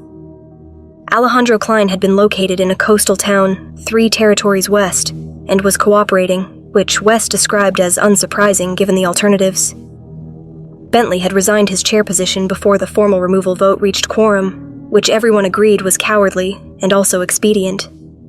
The 3 representatives who had stood first in the chamber, including the gray-streaked woman with the Varric eyes, whose name was Carolyn Fritz and who turned out to be a distant cousin of Kyle's father, were forming the interim governance structure for the restored Grey Sovereign territories. It was, as Wes described it over coffee that morning, a significant amount of work that would take years to complete correctly. And the lore keeper? Nina asked, looking at Elisa. Still here, Elisa said. Still writing things down. Nina nodded, satisfied. After lunch, Elisa sat with her mother at the kitchen table while the others moved through the house, and the afternoon light came through the windows at a long autumn angle. She put the 3 notebooks on the table between them. Jonas's original, her own. The second notebook, his, with the last entry she'd read in Verne 3 months ago. Wanda looked at them for a long moment. He would have loved this, she said. All of it. The council session, the lore keeper transfer, the notebooks being the evidence. A breath. He always said information was only wasted when you stopped paying attention. He got that from your grandmother. Who got it from? Well, it goes back a ways, apparently. Apparently it's hereditary, Elisa said. Wanda smiled, then carefully. Are you happy? Elisa considered this with the seriousness it deserved. She thought about the diner's last shift, about Britt who had texted her 2 weeks ago with a photograph of a successfully cooked meal captioned progress, about Rocco's knees and Dorothy's card, about the archive arranged in her memory like a second home she was still exploring, about her mother's voice at 7 in the morning and the way it was becoming, incrementally. Something she reached for rather than something she was still making peace with. She thought about Cale in the other room, currently being given what sounded like detailed governance advice by Nina, that he was receiving with visible patience and invisible exasperation. Oh, yes, she said. I think I am. I think I've been becoming happy for a long time and didn't notice until recently. Wanda looked at her. That's the best kind, she said quietly. The kind that was growing the whole time. That evening, after dinner, Elisa found Cale on the back porch. He was looking at the tree line, the Northern Territory boundary, which began where Verne's back gardens ended. In the dark, the trees were dense and quiet, and the sky above them was dense with stars in the specific abundance that only appeared far from city light. She stood beside him. Their arms touched. Carolyn wants the first formal pack gathering in the restored territories to happen in spring, he said. Nina thinks autumn is more appropriate, historically. What do you think? I think they're both right for different reasons, and the timing matters less than getting the substance correct. Diplomat, she said. Apparently it comes with the territory. A pause. Literally, she laughed. He turned to look at her laughing, with that open, unguarded expression she no longer felt the need to look away from. There's something I haven't told you, he said. She waited. My grandmother, he said, told me something when I was 17. About the lorekeeper bond. Specifically about what it means when a lorekeeper acknowledges the bond not under duress or duty, but by choice. He was careful with the words, choosing them exactly. She said it creates a secondary bond between the lorekeeper and the bloodline's alpha. She said it's rare because it requires the lorekeeper to choose freely. No obligation, no pressure, full knowledge of what they're choosing. Elisa was quiet for a moment. Is that what happened? She asked. I don't know, he said honestly. I think it depends on whether what you feel is... I think it depends on you. She turned to face him fully. He turned to face her. Kale, she said. Yes. I changed that specials board every single day for 3 years, not knowing if you'd ever see it. I know. I kept your notebook entry for 8 years. I added to it when there was nothing new to add. I wrote down things like still booth 9, and he meant the pancakes. I know. I interrupted a council session in front of 200 people because I had your mother's memories in my head and a notebook full of evidence, and I was tired of things being left unfinished. I know, he said. His voice was very quiet. That's not obligation, she said. That's not duty. That's not the bond. No, he agreed. That's just me, she said. Choosing.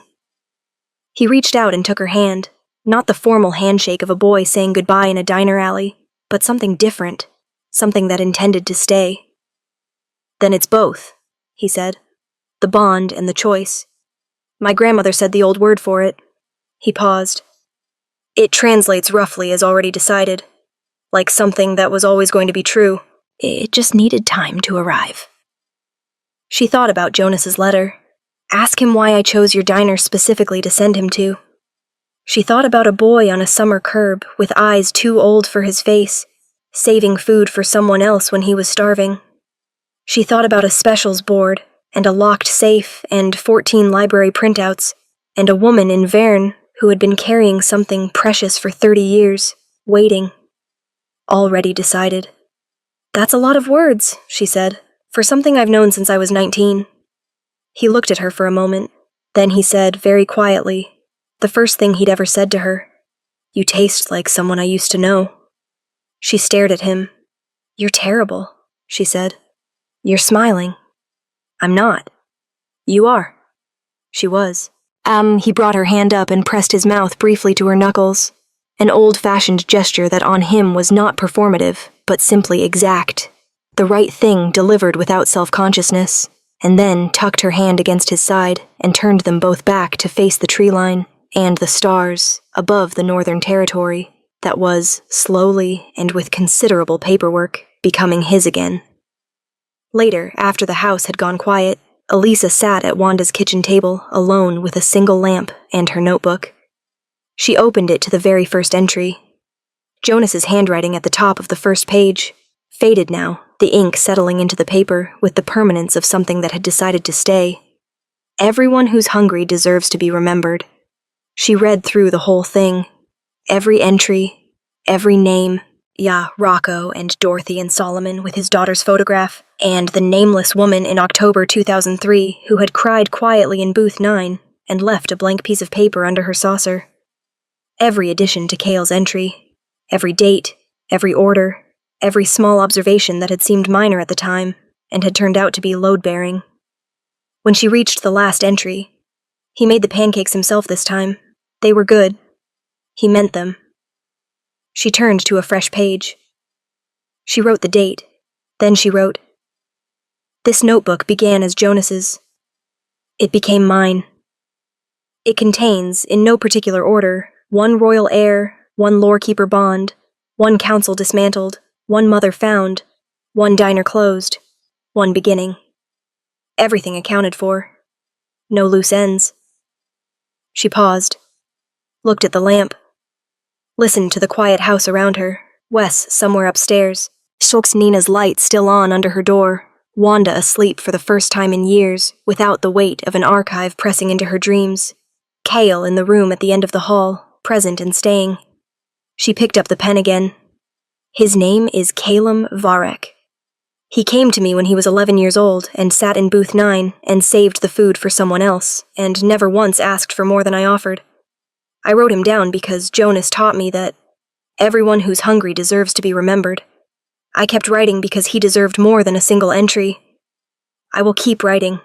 That's what lorekeepers do. That's what I am. That's what I've always been.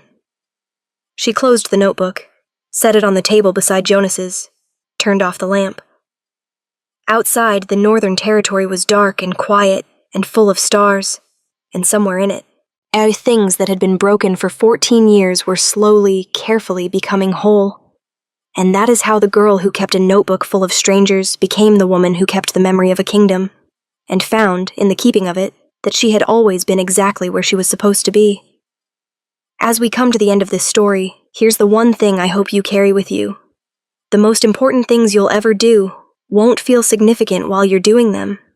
They'll feel like bringing biscuits to a hungry boy, like writing a name in a notebook, like changing a specials board every single day for someone who may never see it. Pay attention anyway. Write it down anyway. Show up anyway. The story is already being written. You just don't have the full picture yet. Before you go, drop one word in the comments that describes Elisa. Just one. I'll start Unbreakable.